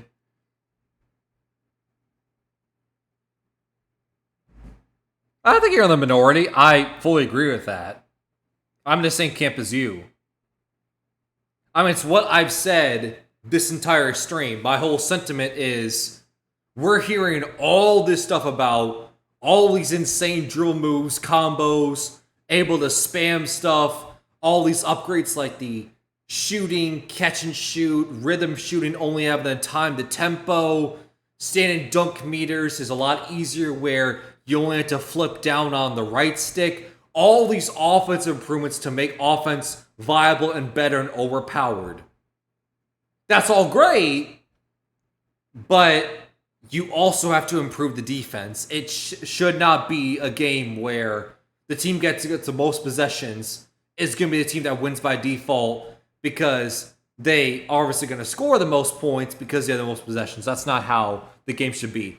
You should have a situation where the offense player has arsenal moves they can do to put the ball through the hoop, but then on the flip side, the defender also has arsenal moves at disposal to cancel out anything the offensive player can do if they are good enough. And it's that constant chess match. That is where you get a balanced game.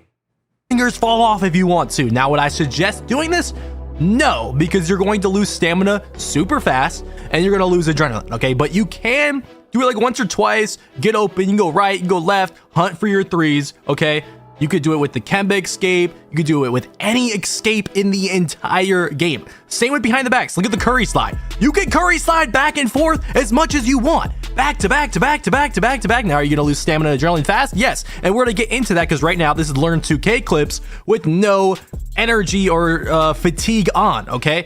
So yeah, you can see the Damian Lillard escape. We showed a bunch of random escapes in these clips that you could do. It doesn't matter what escape it is in the game. KD's, Jimmy Butler's, doesn't matter. Once again, you could just spam it back and forth. So this is escapes and behind the backs. At first, I was trying to left stick it, but I realized, yo, I don't even have to left stick cancel this. Like, I could literally just spam it back and forth. So you just hold the right trigger and right stick right to left for the escapes. And then if you want to do the behind the backs, is obviously diagonal down right, diagonal down left with the right trigger, just back to back to back. Adrenaline and stamina. So now you're going to see what these escapes and behind the backs look like when fatigue is on and you have stamina and adrenaline. Look at, I'm just spamming the Curry escape. And yeah, you run out of energy and all of your adrenaline super fast. Look at KD. Even with deep bomb or takeover, usually in takeover, you don't really lose stamina fast.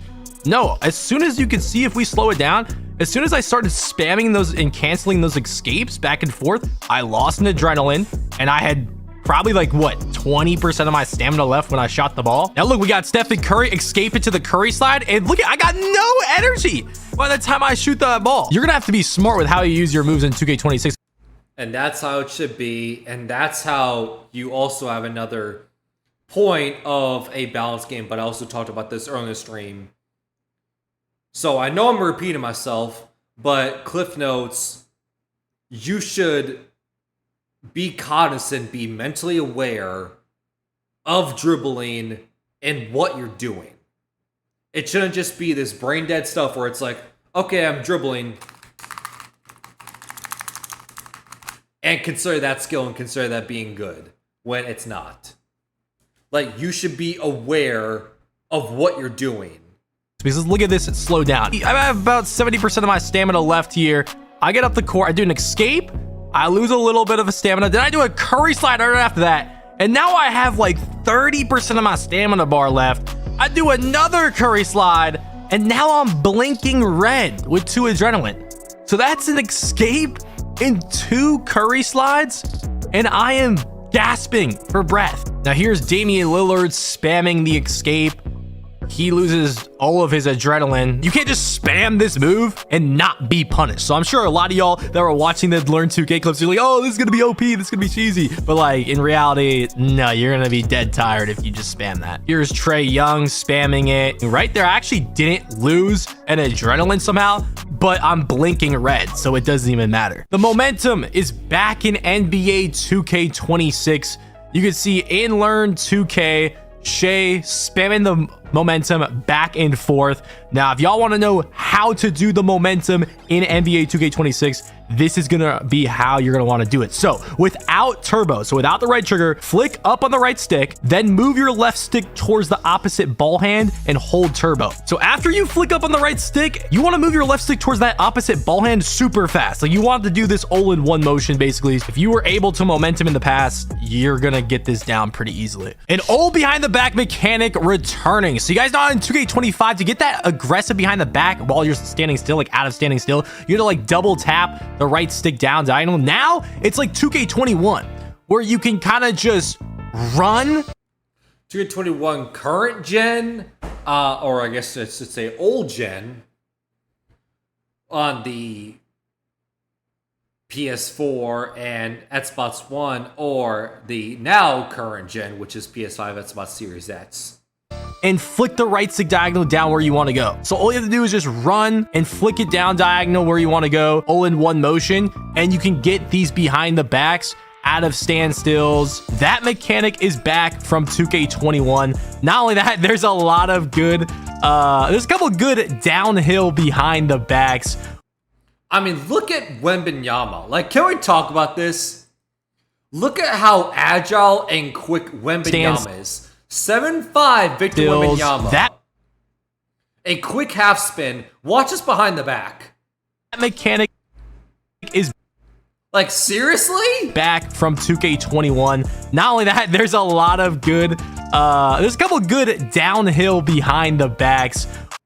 God, that is such an aggressive behind the back. One of them being Scottie Pippen. We're going to talk about that more later in the video, but there's what his behind the back looks like right there. The nutmeg is of course in 2K26. Now you have to do it a little differently this year. So last year you had to hold the right trigger while running forward, and you had to flick the right stick down diagonal and then flick up like in a super fast motion. Now instead of flicking up after flicking diagonally down left or right, you have to flick diagonally up opposite of wherever you went left or right. So if you went diagonal down left, you have to flick it diagonally up right. That's just a minor change on how to do the nutmeg, but it is back in 2K26. There is still hezi canceling in 2K26. Now, obviously, you don't need to cancel out of those escapes or behind the backs with a hezi anymore, or double right stick down diagonally left, or double right stick down diagonally right with behind the back. But for step backs like this, if you wanted to spam them back to back, you can still do the hezi right after the behind the back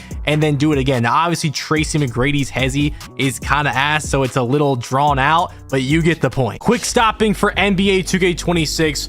Now, I was talking to some people at Community Day, and I was trying to some other guards, and they said they couldn't find a way to quick peek like you could in 2K22 or like a 2K20 quick stop. Y'all all know in 2K25, we would flick to the right or left with the right stick, or just let go of everything. And that's what I was doing at 2K26 Community. I was just flicking the right stick to the right or left. I mean, some of y'all probably won't even call that a quick stop, but this is just the best way to set your feet that I'm aware of as of now. Maybe I didn't talk to somebody that found something, or maybe we just all didn't have enough time to find the best way to set your feet and shoot. But as of right now, the best way for me was to just flick the right stick to the right or left after letting go of the left stick and shooting. Now, I am going to be talking about more about shooting, a lot of shooting later in this video. Once again, a lot of my clips that I show, I'll just randomly look at this. I have heard something that some content creators who played the game at Community Day, they said quick stopping is not possible, and they said that is one of their nitpicks they had for 2K26 is that they could not do quick stopping, and they wish it was different. Settings to prove that it is on Hall of Fame. All this gameplay is on Hall of Fame. I know some creators be going to the Community Day, putting that shit on Rookie, and then uploading it, acting like they're showing some gameplay, but if you're not playing on Superstar or Hall of Fame, then what are you really showing? Anyways, yeah, that's unfortunately the best way to set your feet right now. I wish there was a better, faster way. Steve Francis, one word, removed. It is not in the game. I don't know if, you know, Steve Francis just doesn't have his own move on. The Steve Francis that you just flick up on the right stick and run, it's gone. He did not have it on his player. Not only that, it was not in the builder animations, but usually it's not there because it's locked behind a rep. Yeah, this is not in the game as of right now. Honestly, I don't have a problem with that, considering that that was just a move that a lot of people spammed and it was overused, as long as there are other moves to go to. And just by looking at the... Exactly. Now you're speaking my language. Exactly. There's one move that's great, is way different than 10 different moves that are all great in their own way. Dribbling, it seems good enough that we don't need Steve Francis, I'm gonna be honest. Go-to shots. Now, I put this under dribbling because a lot of us didn't use these for jump shots because they don't work on real people with brains. We use Kevin Durant and Jalen Suggs most of the time for dribbling out of them and using them to run out of moves faster, or just run faster, like the KD or the Jalen Suggs, like I said, which are both back. It seemed like most players, if not all players, had the same go-to shot they had in 2K25. I know some people wanted some NBA players to have a different go-to or thought they deserved a different go-to. Well, I don't think you're getting that unless, you know, I didn't test everyone's go-to shot, of course, but the ones that I did test, it seemed like they were the same ones from 2K25. Ankle breakers. They were terrible in 2K25. I think they're terrible in 2K26 too. Now, to be fair, I didn't like get a playmaking takeover, which in past 2Ks where ankle breakers were good, that's where you would get the good ankle breakers. But it seems like the ankle breakers were super random. The actual animations look really kind of dumb and like fake. And there was even sometimes where I would just spam a move or do a move and the crowd would react crazy. And it's like I didn't even do something. But even when I did make the defender do something, it kind of just didn't make any sense. But I'll let y'all listen in on the game audio when I didn't break someone's ankles. Launches into Durant, but Greg trying to get back into championship contention. Yeah, and since it's too tough, Thompson and Flag fill out the wings. Blowout dribbling. I mean, that last one, Tyler Hero, was definitely an ankle breaker. He was literally turned his back to you. It is the same control. It seemed exactly copy paste from 2K25. You can still blow a dribble up the court. If you run into someone like right there, you're going to automatically lose the ball literally every single time. The Kobe jab step. It is back in 2K26. It is the same thing, works exactly the same. Yeah, there's really not much to say here. There's this new up the court move I saw in the controls when I was looking through it. Basically, when you're running up the court without holding the right trigger, you double flick up on the right stick. So you flick up on the right stick twice, and each player has like a different move equipped for this. Honestly, I don't know if this is going to be useful, especially online or competitive. I obviously didn't test everyone's up the court move, but here's Trae Young's, Curry's, and Shea's and what they look like. Now I have a solid 5 minutes of just dribbling around in the Learn 2K for y'all. I was literally just messing around. Keep in mind, I'm just testing the game, okay? I'm spamming things. I'm trying new things, trying to see what moves are in the game, what you can get away with, what you can't get away with. Obviously, fatigue is off, but I thought for people that wanted to see as much gameplay as possible, why not throw this in, okay? Now, there are some moves that I did learn in the Learn 2K that are going to be good in 2K26. Obviously, we know Curry's escape and his Curry slide can be spammed and are good. His step back is still the same. His moving step back, though, is like the one in 21. I'm pretty sure that might have been in last year's game, though. I'm not 100% sure. And yeah, I was just messing around with him, dribbling around with him. You can get pretty shifty with Curry. He was probably one of the best moving guards in play now. Paolo Banchero, he has the same go-to shot. He's like, what, 6'10"? He was not moving too fast. But Michael Jordan has the Kobe escape on. There's also a lot of good moving crossovers to get to the paint. So you guys remember De'Aaron Fox cross? I'm not sure what crossover MJ has on. It's very similar to the De'Aaron Fox crossover, but it works just like that. There is a lot of good crossovers that I saw a lot of players have on equipped that could get you to the basket pretty effectively. Okay, Scottie Pippen.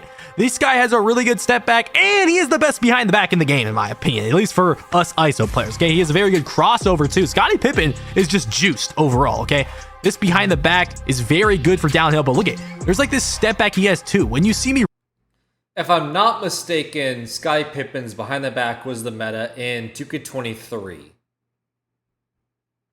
I could be misremembering, but I want to say it was 2K23. Running forward, then I stop like that, and then you can chain that into a moving behind the back. I could see you running to the basket, doing this step back, someone jumps by, you have the easy wide open standing dunk. Yeah, Pippen was pretty glitchy. His crossover was good too. I don't know why they juiced Pippen so crazy, but they did. Kyrie, we showed his escape earlier. It's very good. He has that really good behind the back on that we talked about earlier. Like the Jamal Murray, he can also momentum. I mean, literally anybody can momentum. We saw Shea doing it earlier. This hop back, the misdirection hop back from 2K22, it is back in 2K26. LeBron James and Donovan Mitchell have this walk back as their step back.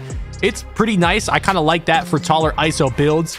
Just to kind of reset things. But look at LeBron's, like, I'm moving with LeBron. Hold on. Like, the moving behind the back into the dunk.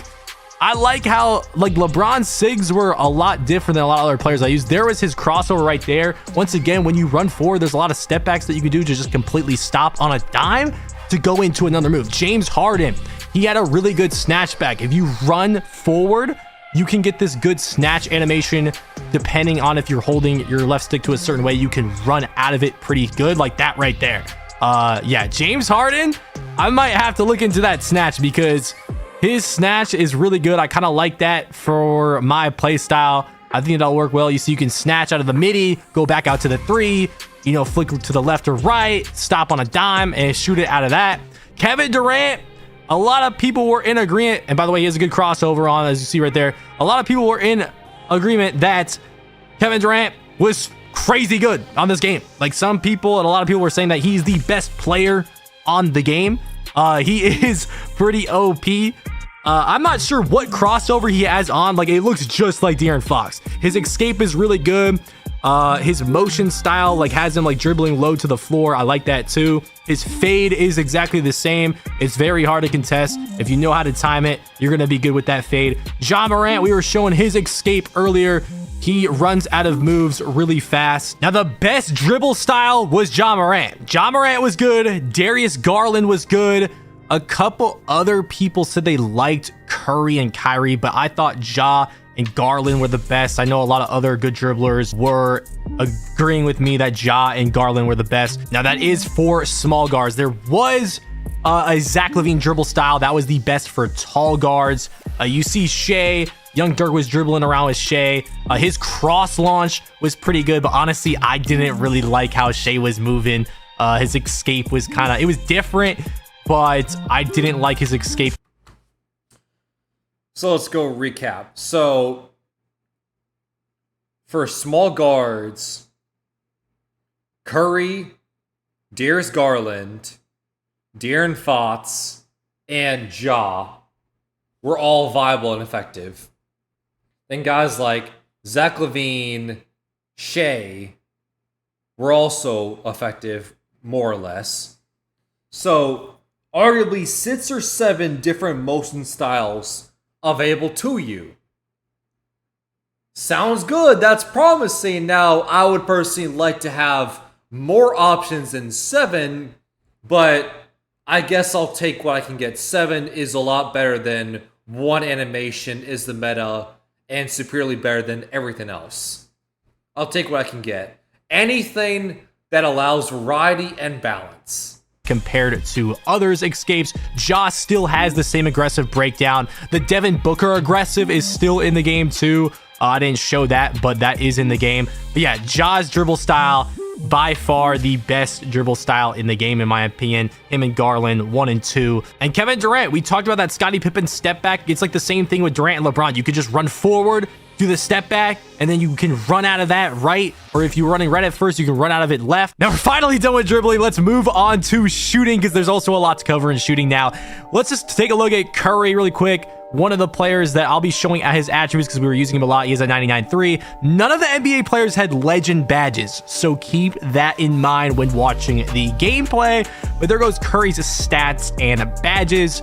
Now these stats weren't final, but let's start with rhythm shooting, okay? Rhythm shooting is a little different than 2K26. So rhythm shooting does not have a green bonus over shooting with the button, but with rhythm shooting, there's 2 timings. There's tempo timing and there is push timing. You are seeing in the bottom, there is sometimes where I am not greening the push timing and I'm greening the tempo timing, but I am still greening it on Hall of Fame difficulty, because all you have to do is green the tempo timing, which is just the speed of you going down and up on the stick, matching the player's shot speed, okay?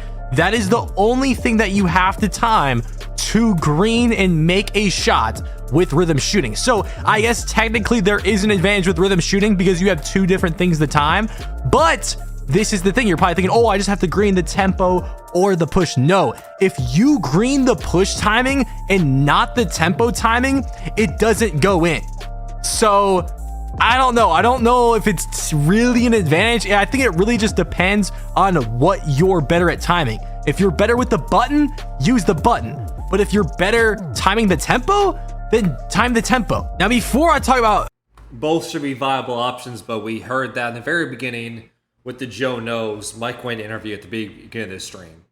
And I said both should be viable. It should be based on personal preference. If you prefer button is more comfortable for you, you should be an effective shooter. Same thing goes for rhythm shooting. A couple other advantages with rhythm shooting. Right here, I have a wide open catch and shoot with Damian Lillard. And you see, I green the push. There's an example. And I didn't green the tempo, and it doesn't go in. So, yeah, if you green the tempo, you make it. But if you green the push like I just did again right there and you don't green the tempo, you do not make the shot.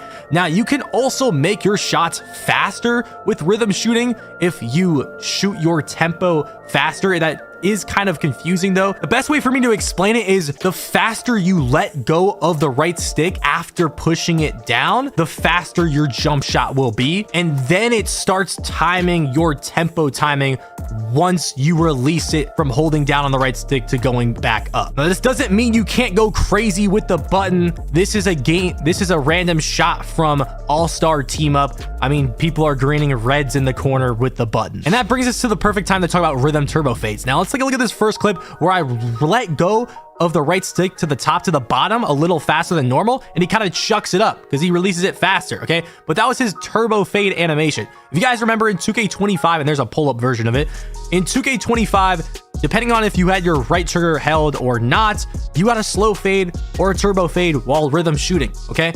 Now, in 2K26, there's no slow fades if you want to rhythm a fade. It is just the turbo fade animation as long as you are pointing your left stick to the right or left. Now, sometimes you will get a pull-up jump shot, like kind of like a front fade almost, if you are not pointing your left stick in the right direction. But as long as you are pointing it to the left or right, and you want to rhythm fade it, you have to put the right stick up, down still. You're going to get that turbo fade animation. Right there, you see I wasn't pointing my left stick in the right direction, so I got the pull-up jump shot, just like this one right here with Bam. Also, the pull-up jump shots are better with rhythm. You don't get those slow, bad animations. Now you're just guaranteed the turbo fade animation every time, or the decently good pull-up animation. Back fades. Now, shout out to Laker for providing this gameplay to me. And shout out to King Dooms. He was using Shea in this gameplay, and he told me after testing back fades and all-star team up that back fades feel smoother than regular jump shots. So that gets me excited because I like back fading, especially on twos. I like doing that. And so does my teammate. So I don't know. I didn't personally test the back fades, but my boy Dooms said it felt really good, and he was going crazy with the back fades. Like, look at this. Shay's just going crazy out there in the all-star team up. No dip catch and shoots. If you guys didn't know, there's a new mechanic where if you hold L2 when you catch the ball, you can get your jump shot off faster. Now, yes, in previous 2Ks, if you hold L2, you get a better catch. This is a better catch, and you get your jump shot off faster. So this is Curry, what Curry looks like on a regular button shot. And then this is Curry when he does the no dip. You can clearly see he is not dipping the ball when he catches it, and he is shooting it immediately, making it harder for the defense of the arena to react. Now here's what Kristaps Porzingis looks on a regular jump shot in the corner. It's slow, doesn't look too good, right? Now here's a no dip, L2, shoot it immediately. Clearly a difference. This is a must if you are a spot up shooter or you control your whole team like in my team or Play Now. I even went to go look at Porzingis' three, and as bad as he doesn't even have corner specialists or anything, but yeah, he shot that thing immediately. Here's Wemby, a 7'4" player with the no dip, shooting over those. Okay, Jalen Williams, super fast catch and shoot. Now I will say you can do the no dip with button or rhythm shooting. It doesn't matter. Paul George had a good no dip shot. Now depending on the jump shot, you can get faster no dips or slower ones. So look at DeJounte Murray. That's a heavy. He just shoots it immediately. There were some players that had bad no dip catch and shoots, like Jonathan Isaacs was terrible. It was slow. Now, I tried to get one off the dribble, but it doesn't work. You have to have your feet set, okay? Don't believe me? The next possession with the same player, Keontae George, I have my feet set and I shoot it immediately. It is clearly visibly a lot faster. You can also contest these no dips, of course. It's not like they're unstoppable. If you're there, you're there. Cam Thomas's no dips catch and shoot was one of the best. I mean, we all know Cam Thomas base is good, but look at how fast he was getting that no dip off. I thought that Stephen Curry's was the fastest though. I thought Patty Mills and Cam Thomas's were pretty good as well. Shooting over people. Yeah, in 2K26, height is a huge factor. I'm talking shooting, finishing, everything. So yeah, long story short, you have to use the left trigger when it comes to shooting. If you're not, then you're going to be at a disadvantage. Now look at Kevin Durant.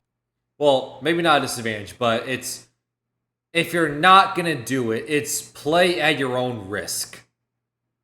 Realize the sacrifices and risk you're making by not using the left trigger. Pull up right in Cooper Flag's face, open, greening it with the button. Now, I went to go look at Cooper Flag's stats. I mean, dude, this guy is tall and he has an 84 perimeter defense. Now, yeah, KD is 6'11 with a 99 mid in Hall of Fame. Did I? So that probably has something to do with it. We're not going to get that on a my player, obviously. But Kevin Durant being as tall as he was, I could definitely feel an advantage shooting over people. And it wasn't just Kevin Durant. There were some jump shots. It wasn't just height. There were some jump shots where I was like, oh my God, Trae Young's base?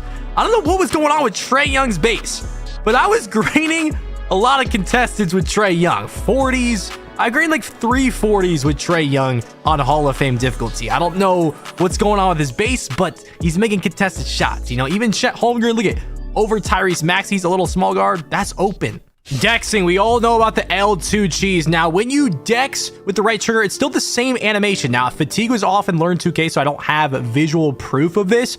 But for the people that were testing triple threat and all that stuff, when they were tapping R2 to dex like you would around the 2's core or the 3's to L2, you would lose a stamina off one R2 dex. So you want to backdoor with the right trigger dex, you're gonna lose it. You're gonna lose an adrenaline. You want to run right and then right trigger back to the left, you're losing an adrenaline guaranteed. So if you're going to dex even once, you better get open because you're losing an adrenaline, and starting a possession catching the ball with 2 adrenaline is a huge disadvantage because you're probably going to go down to 1 adrenaline after a couple moves, and it's not very easy to green a shot with no adrenaline or even 1 adrenaline. Limitless range. Now, I got Deep Bomber Takeover once. Yes, Deep Bomber is back. I got it with Kevin Durant. Hall of Fame difficulty, step back, shooting over Daniel Gaffer, got an open, greening it with rhythm shooter or rhythm shooting. And once again, I proved that it is on Hall of Fame difficulty. That was pretty crazy. It went right off the backboard, so that's how you know I got the green window spot on with that tempo timing. Now, I was in Learn 2K with Steph Curry. It was a 99.3. Now, keep in mind, these players, none of them had legend badges, so Curry is Hall of Fame limitless range. And I was just testing out shooting with rhythm from super deep. Now, for whatever reason, at Learn 2K, it was really hard to shoot, but obviously, this gameplay that I'm showing currently is literally from the Learn 2K logo, but I did green it a couple times. So it wasn't impossible to shoot from out there with Hall of Fame limitless range. Unfortunately, we didn't get to test legend limitless range. I would have liked to test that and see how that was working out there, but I did green twice out of, you know, several tries out from there. But now you're probably asking, how hard is shooting? There's a pure green window, guys. It's got to be easy, right? Dude, on Hall of Fame, I don't know. When it comes to limitless range, I'm very curious how people stand on this. Is, let's say you have a build with gold limitless range, then you max +2 that to legend limitless range. Should you be effective shooting legend limitless range 3s, even if your ratings don't add up to it? What it was, maybe it was Learn 2K. I mean, you guys saw me shooting pretty well in play now. You have to be locked in. I don't know if you noticed in the feedback, it's only going to show late, early, or green. So in my head, I'm like, dude, am I timing it this far off? Because it's like late, early. I'm used to like slightly early, slightly late sometimes. But you got to be locked in. I was on push timing. If you're not paying attention, locked in on Hall of Fame, you're going to struggle to shoot. Dude, this is Curry with a 99.3. I felt that shooting middies, even though Curry's mid-range was, well, actually, no, Curry had a 99 midi and a 99.3. So his rating's the same, but shooting the midi was just like a lot easier. And obviously, I know shooting a mid-range should be easier than shooting a 3, but it felt a lot easier to shoot a midi than a 3. You can ask other creators that were there. I know you guys are probably thinking, dude, you're in the Learn 2K with no one guarding you. Dude, I'm telling you, it was actually tough to shoot in this Learn 2K on Hall of Fame. I don't know if it's going to be like that in other Hall of Fame difficulty modes on the actual game, but I mean, I wasn't shooting too bad in play now, so I'm not really worried about it. But you're not going to come out here thinking with just because there's a pure green window and no RNG shooting crazy good. Like, it is not easy to shoot on 2K26, I would say. And when it comes to that, about not being easy to shoot, do not have 2K fall into the trap in the past years where the game comes out and the first 2 days, people complain on Twitter that the shooting is too hard, that the shooting needs to be buffed, and then people are showing their screenshots of them shooting 1 for 11, 1 for 12, 0 for 10, right? Then 2K gives in because enough people petition, they make the game way easier to shoot, and they ruin the game. They ruin the balance. That's not what should happen. Random little things. I'll show the shot meter really quick. I don't use the meter, so this is the only clip you're going to see of it, which was the first clip I had in Community Day because I took it off immediately after this. So there's what the meter looks like for the people that are interested. And here is the little screen splash thing under your player. This was in 2K20. Yes, it is back. That's what it looks like in game. Patty Mills jump shot and other jump shots.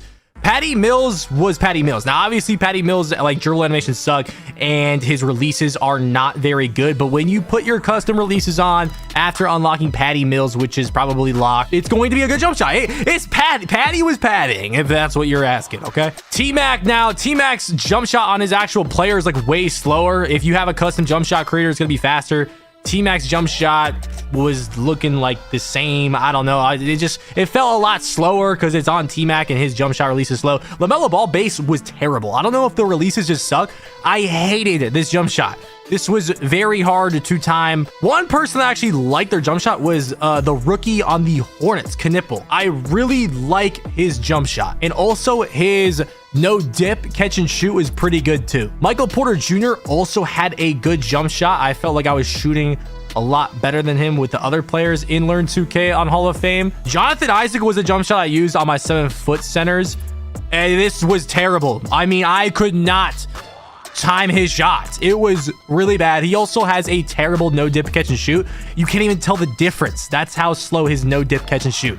It's so bad. And then here's Cooper Flagg's jump shot for anyone wondering. Carmelo Anthony's jump shot was pretty clean. I'm not gonna lie. He also had a good no dip catch and shoot. Also, Cam Thomas's base is probably the base I'm gonna start 2K26 with. I like that a lot. And like I said earlier, Curry with the no dip was really good. I might use that too. And Trae Young's base was like weirdly good. I was greening a lot of contestants with it. Free throws. Now, free throws are green or miss or on higher difficulties. I was on Hall of Fame, so it was green or miss. This is what the free throw looks like. I had the funnel meter on. If you guys are interested in using the meter, it's was my favorite meter in 2K24. You saw I purposely missed with Ja, doesn't go in.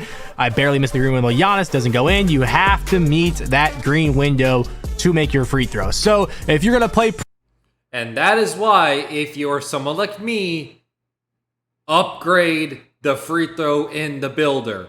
It costs absolutely no attributes. It's free attributes that you're wasting away. So when you make your build, upgrade the free throw because it doesn't cost you anything. Pro-Am this year, you better green those free throws or else they're not going in. No more white free throws. You're going to have to lock in on that or at that free throw line. Finally, we are moving on to the finishing. We're going to start with Giannis's stats here. He is a 91 dunk, an 85 standing dunk. He is a 98 overall. I mean, those stats aren't final, but that's what I was using when I was playing with him. He has Hall of Fame physical finisher because none of these players have legend badges like I said earlier in the video. And once again, we are on Hall of Fame difficulty just like I have been the whole video. We are going to start with the dunk meter. This is what the dunk meter looks like. I put on the funnel meter like I said. I changed it in the customized HUD settings. I have the large meter setting on. Now with the dunk meter this year, you have to hold the right trigger and just hold the right stick down. Same with the standing dunk meter. So it's a little different. First play, it was right over OV Toppin. I had a green window. You could visually see the green window.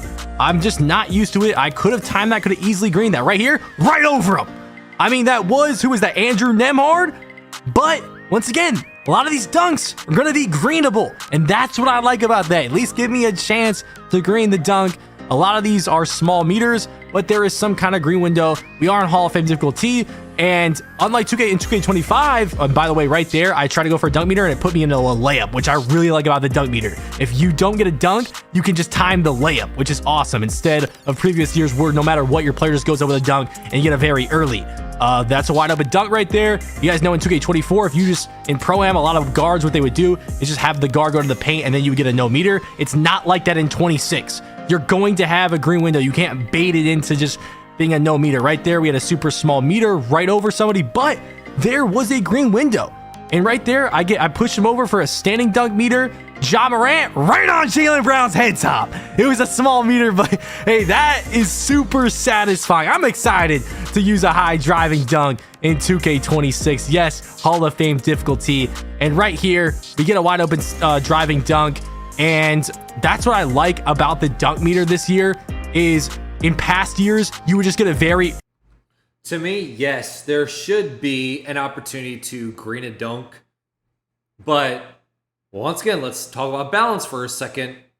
Is the green window should be smaller on a guard as they're going up against like me, who's a 7-foot center with maxed out rebounding, interior defense, block, all that stuff, Matt's wingspan. Right? I think it'll be frustrating if the guard is able to somehow luck RNG. I know they didn't say it, they said RNG's not in the game and everything, but you know what I'm trying to say. It's maybe a small window, but they are able to luck into getting the green zone, even though I was right there with them with the contest and I have the ratings and badges. to prevent them from scoring. Early, no matter what, now you actually get the late or early. Someone in triple threat, shout out to everybody that. Like, to me, it should not be a thing where every single dunk is possible to make with the green window, right? I feel like defense should be a huge factor in it. Share their gameplay with me. Got this contact dunk right here. And overall, the dunk meter definitely improved. Slow down Euros. Now, I'm not gonna lie, I was pretty excited for this, but this is kind of trash. At least in fives against the AI, it just seemed like there wasn't really a reason to do a slowdown in the middle of your Euro. Basically, you hold LT and then your player like slows down in the middle of it. It was also kind of weird to time because the meter slows down with it too. So that was kind of weird because I'm not used to that. There's never been something like that, but there just never seemed like there was a time to do it. I guess maybe when someone's in front of you on a court with less people. But for fives, it didn't seem that good. But look at, shout out to my boy Kang Dooms for this gameplay. He greens a 100% slowdown Euro in my team's triple threat somehow. Self alleys, don't be like me on your first self alley-oop thinking it is the same controls and do a flashy pass. Because now A and X on Xbox is a flashy pass and XY is the self alley-oop. We were playing on PlayStation at Community Day and I was so confused with the icons because they're not color coordinated like Xbox. And I'm not used to where these icons are at. But yeah, every time you throw an alley-oop or a self-alley, a random button between A, X, and Y, and B, or whatever the PlayStation ones are, pops up and you have to time it. Honestly, a lot of people were freaking out about this. It is not hard, people. It is pretty damn easy, but you still have to time it as well. Layup meters. Now, you can take your meter off and get a green bonus. I honestly liked the meter on, especially with my meter settings. But yeah, you could still get pretty decently sized green windows on some tough layups. I mean, a 42% spin layup right there. A lot of times when I was getting the rebound, I was just going back up. I like the green window sizes. I like being able to visually see it. On right there, I basically full barred it, but it was 100% smothered. So at the end, it just went down. I don't know if that's just because I'm on Hall of Fame, but even on this 88% contested layup with Giannis, there is some kind of green window there. Right there, I basically full barred it. See, that's my thing. 88% contested, but there was still a green. It's a very, very, very small sliver, yes, but a fraction of a green window. I can have an 88, 90% smothered contest on someone, and they could still somehow luck into the green zone and get rewarded, even though I made, as a defender, all the right moves to be there for the contest, cause them to, make the difficult shot and everything. They could still get rewarded, which I'm concerned about. Went back down in the last second on the 89%. I don't know why. It's got to be Hall of Fame difficulty, right? Right here, I completely full bar the heck out of that. It was only a 19%. I'm guessing it was because Andrew Nemhard was on me. Little hop step lay right there with Giannis. Going to the paint with Giannis again. Crazy contested. I full barred it, but it was a foul, so I don't know if that was going to end up going in. Ja Morant right here on this layup. Hop step into the lane, full bar it, 61% layup right there. By the way, all of this is on Hall of Fame once again, so imagine on a lower difficulty. Zion, I kind of full bar that one, but it says early 14%, so must have shrunk at the very last second. Anthony Edwards, little scoop lay right there. That ended up being open somehow. And you're going to see a baseline right here with Anthony Edwards where I finally am not running out of bounds when I'm doing a reverse layup, unlike in 2K25. The standing dunk meter. It works just like the driving dunk meter where you just hold the right trigger, right stick down. Right here, I wasn't even expecting it because I'm so used to just going down the right stick. And then look at Kristaps, I barely don't green that. Like, that was really, really close. Almost a full bar. Right here, I pre-fire the standing dunk with Evan Mobley on the pick and roll, which I like. You just hold the right stick before you even catch the ball. Get the standing dunk meter. Right here. Okay, Jokic. Jokic got the standing dunk? He got like that? Okay. Jokic, I was not familiar with the game. Just like the Kristaps one, it's not a complete full bar, but I'm like barely below that green window to the point where I'm basically on top of it. Floaters. Now, the first thing I did was test Devin Booker floater because it was really good in 2K24. So Devin Booker cross into the floater, 6% on the first one. I'm like, okay. The reason why it wasn't good in 2K25 is because randomly you would get this other floater that's in his floater package. But when I was playing Play Now here, every time I went to his opposite ball hand, just like 24, the case it was in 24, I would get it. And I was like, damn, this shit's back. But then I went to learn 2K and I would randomly get the other ones. And this would not happen in Play Now. So I'm not sure what to expect when the game drops with like a my player, because I'm telling you, I did the Devin Booker floater like 15 times in Play Now, and I got the really OP animation every time. Learn 2K, it was just random. So I'm not sure what's going on here. I'm not sure what to expect. Bam Adebayo floater is like Sabonis's. It is insane. You can shoot floaters from like very deep mid-range area. So if you are a big man that kind of likes this, I already know Laker fan was all over this at community day, then yeah, you're gonna want to look out for Bam Adebayo floater. Rebounding, a lot of people were overreacting to this new greening rebounding mechanic.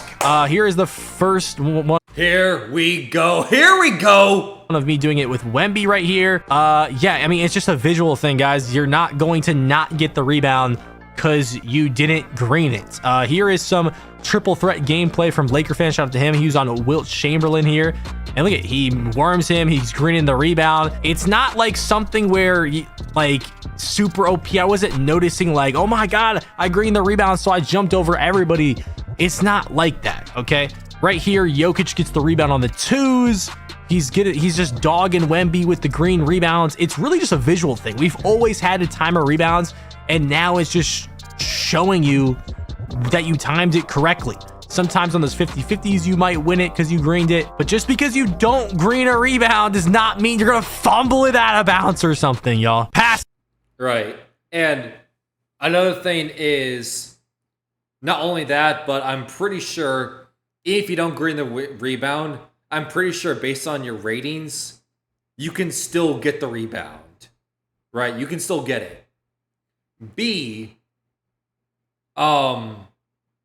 I hope there's a thing where, very similar to the jump shot meter and the layup and dunk meters, you can turn off the green visual cue for rebounding, because I feel like I would want to turn that off, because I feel like after a week, especially because my main job is to rebound, I feel like looking at that green flash icon every single time I get a rebound will get annoying pretty quickly. Now, I'm going to be honest. Passing sucked in 2K25. We all know that. The ball would randomly hit people in the back of the head, hit them in the back without them clicking a button, and you get a turnover, right? So when I was doing regular passes on the pick and roll, I didn't really notice anything. I did turn off the auto lob pass feature. I don't know why that is a thing. That might be one of the worst features they've ever had. Why would anybody want an auto lob pass feature? Make sure to turn that off as soon as you load up 2K26, or else you are going to be very irritated when you randomly throw a Y lob pass when you're just clicking A with your high pass sag or even your low pass sag, okay? Yeah, these seemed fine, right? Then I tried to test the wraparound pass feature, which is just double tapping B, and this was implemented into the game to avoid you hitting people in the head or in the back. So I do it right here with Obi Toppin, and this is the wraparound. He gets this slow animation where he just goes around and tries to get the ball around him. What does it do? Hits Isaiah Hartenstein in the head on the first attempt. That's my first experience of trying this wraparound pass. Then I have Halliburton. He does the wraparound on a way longer pass on the fast break, gets stolen. So we're 2 for 2 on turnovers.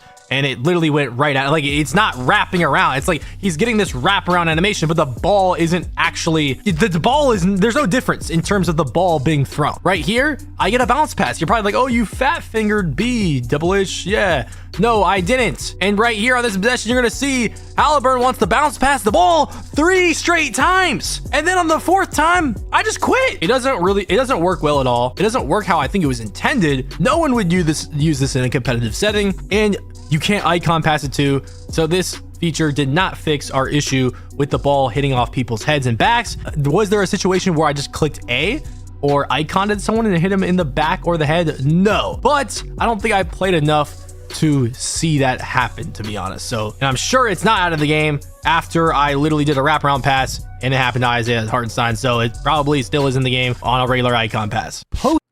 Despite me being someone who has a 99 pass accuracy, this does not mean much to me at all, because most of my passes are off of a rebound, break starter outlet passes. Scoring. Wow, do we have an interesting segment, because this is crazy. Post fades seems pretty crazy. I mean, not crazy, but just like normal. I was rhythm shooting it. Last second, Julius Randle button shot. 9% with the shot clock going down. I didn't even intend on shooting a post fade with Julius Randle. It's just the only thing I had. Little rhythm shots. All I did was just hold up on the right trigger or hold the right trigger, hold up on the right stick.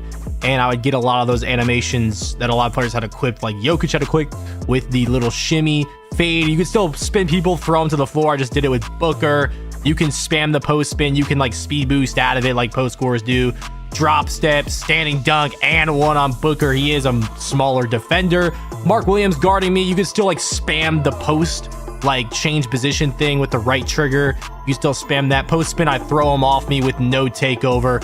Once again, I'm just not used to the standing dunk meter being just down, so I mistimed that. And then I started getting double teamed already, so okay. Spin Mark Williams off me again, wide open standing dunk. So yeah, you can still spin and drop step people to the floor with no takeover. Their hooks, I don't know. I don't know if I really couldn't tell you if they were good or not, but we were grinning some post hop shots with Jokic that were yellows on Hall of Fame. You know, Michael, like I said, Jokic had that little post fade. If you hold the right trigger and hold up on the right stick, you get this little shimmy post fade that a lot of players had equipped. LeBron had the same one. MJ had the same one.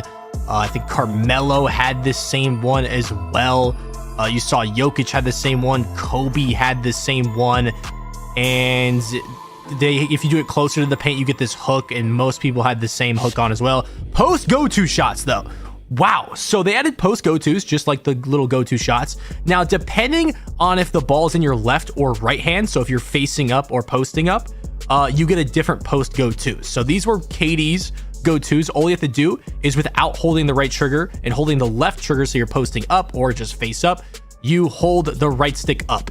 That's how you activate the go-tos, the post go-tos. So these were KD's post go-tos. By the way, shout out to Joey2K for getting some post go-to gameplay for me. Carmelo Anthony's little spin hook right there. Okay, Carmelo. Now there is some post go-tos that are going to be very OP, I think, and could be a very big problem in 2K26. I'm going to be honest. Here is Dirk's post go-to. Now, did everyone test everyone's post go-to? No, there's probably even some good ones that we didn't see, but I think we found the most OP one, to say the least. But let's go ahead, keep showing off Dirk's.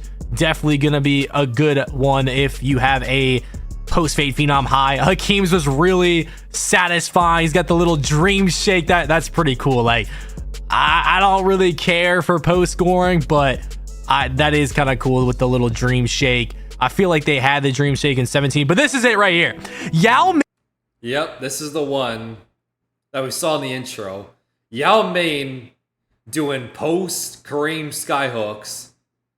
Drop it from the three-point line. Can post go to and post hook from the... Look at that. Just inside the three-point line. 3-point line. Green. Yeah, and it counts as a 3. I mean, obviously it's not a 3, this is a long 2. His foot's on the line. But This is green. insane. I'm already knowing 7-4 post score. Green. And this time it is a 3. No foot on the line. Or going to be chucking this from the 3. And look, do I think this is going to be in the game in 2K26? No. I definitely think this is going to be patched. This is not going to be a thing in 2K26 on day 1. I doubt it. If it is, then this may be the worst 2K ever. If this is real. Point line with a post hook. How good are these going to be in the park? I don't know. The hook shot animation looks hard to contest anyways. I mean, and this is your post hook rating, by the way. It's going off your post hook rating. So when I post hook from the 3 with Yao, this is going off my post hook rating. So you can have a 25-3 probably and still get this green window right here. We got to test this in game for sure, but this is there is a potential red flag. Okay, I'm not saying remove it right now. You know what I'm saying? Obviously, we got to test the game. To me, my gut feeling is this has already been removed before 2K releases to the public. Because there's no chance this will ever fly online. Game first, it is. I know post scores typically are overpowered online, but this is taking the piss. is if post scorers can literally fade Kareem Skyhook from 3 and green. It's a very funny animation. I don't know how it's possible to do that from the 3. Keep an eye out for that for sure. Finally, we are at defense, okay? Now, to start defense, I'm just going to show one of the defenders' stats. We have Amen Thompson out there. We're going to be showing bumps, lanes, pluck steals, blitz steals, contests from the perimeter and interior. Amen Thompson has some great defensive stats. He is also an 88 overall. And we're going to start with lanes, okay? Lanes are very good in NBA 2K26. I was playing a lot of play now, so I didn't really get to test lanes too much. But the people that were playing online, and when I played online, lanes are good, okay? But let's get into bumps first before I show the lanes gameplay. Patty Mills, I'm just bumping up the court. Mike Wang said that, and here's Amen Thompson. Mike Wang said that they have a lot more like player connection type of thing. Like it can get a lot more physical in terms of bumps. So you kind of attach onto players more. So that's why you're seeing these bump animations. So I can't even imagine when you actually make a lockdown as a player. Mike Wayne also said that bumping and harassing people as far as steals has also been buffed. And you have a super high prim with maybe even legend on-ball menace, because once again, none of these players had legend on-ball menace or anything like that. Right here, I actually get a blocking foul animation, though, with Steph Curry. This was, I think this happened twice. So this wasn't like super often, but it is possible. Lane steals. Okay, so we're into lane steals. You guys remember how lane steals were really good in the beginning of 2K25, like patch 1, then they had to nerf them. I wouldn't say they're as crazy as patch 1 2K25, but they're good. They're definitely good. I like where they're at. I feel like lane steals take skill time, especially with the game speed being 10% higher. It's giving you less time to read and react, creating a bigger skill gap because your reaction to these passes have to be faster than they were last year. Okay, so this is a lot of 5v5 gameplay in the all-star team up, my team thing. Shout out to everyone that gave me their gameplay. Shout out to Laker fan and Dooms that were playing in these games. Laker fan was on Wilt and Dooms was on Shea.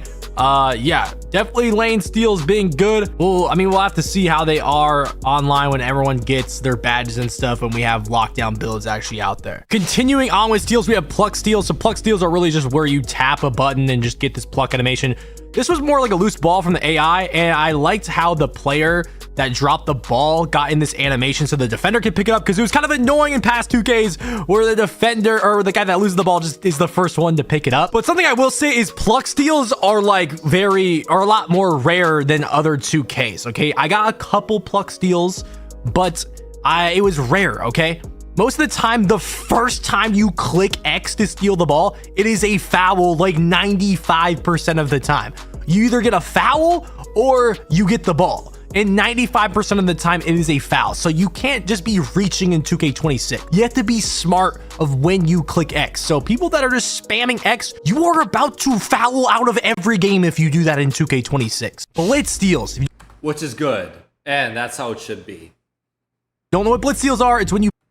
Because it goes back to the whole thing about skill gap with everything.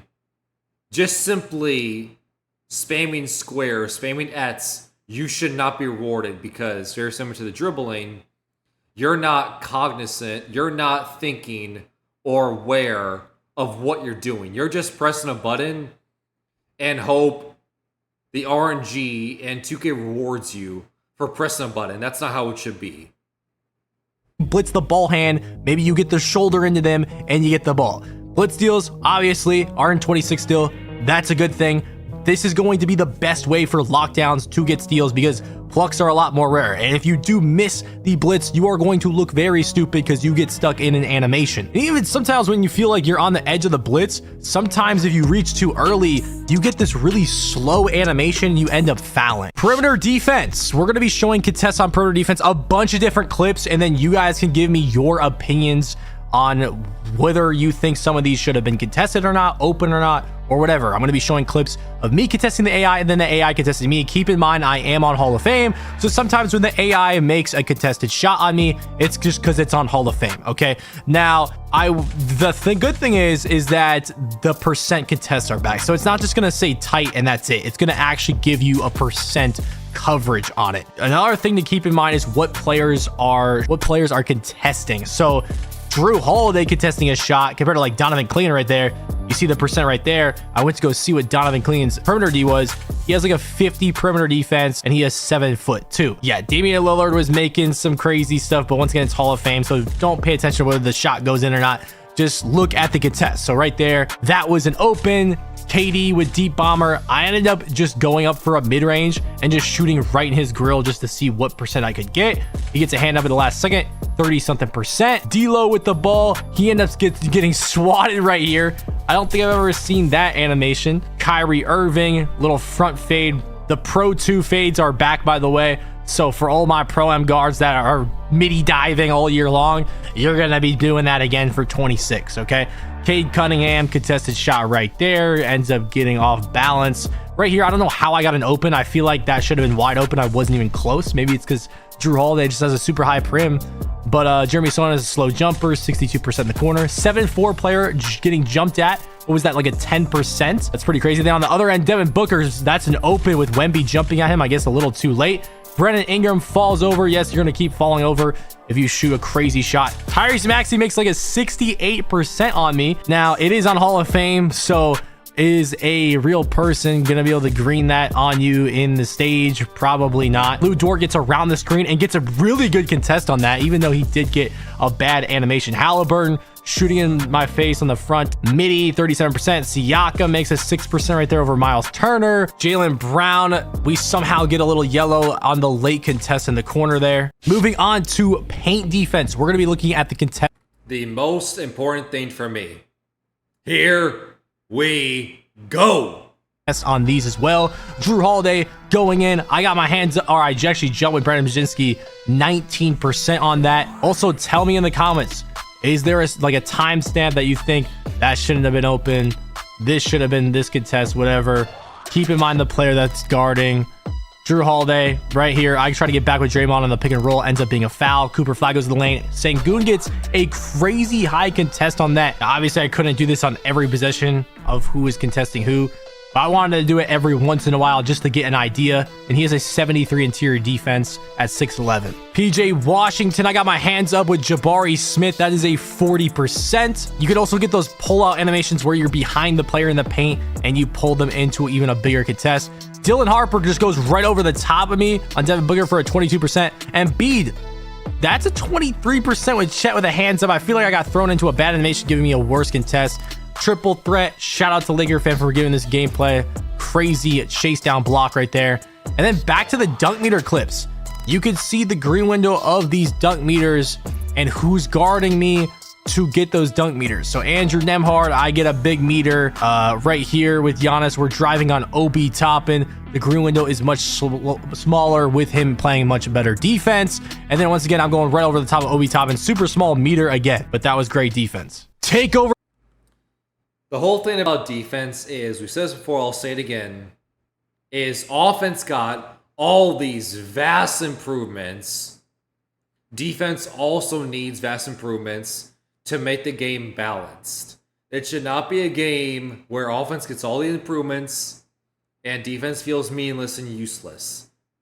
That's where you get into issues. First, for NBA 2K26, it is not exactly the same takeover abilities and boosts from last year. It's a little different. There are some similar ones. Like I had Deep Bomber with KD, smacked it off the glass. There was also this clip where we saw some other takeovers. You see Lethal Layup, you see Blur, you could see Dishmaster, you could see a sharp shooting takeover, kind of the one that looks like the one from like 2K19. You have that glass cleaning takeover back there, and then you have the rim protection takeover, and then you have that silky shooter takeover ability right here on Jabari Smith. And like I said earlier, Takeover doesn't really keep your energy fully like it used to. Like, you can run out of energy fast with Takeover if you're spamming those escapes. And then there was a clip of Laker fan getting Takeover in My Team Triple Threat, but like the Takeover literally wasn't equipped, so he just got like the red ring. But speaking of 2v2, 3v3 Sunset Park gameplay and 5v5 All-Star team up, I already uploaded the video of. All right.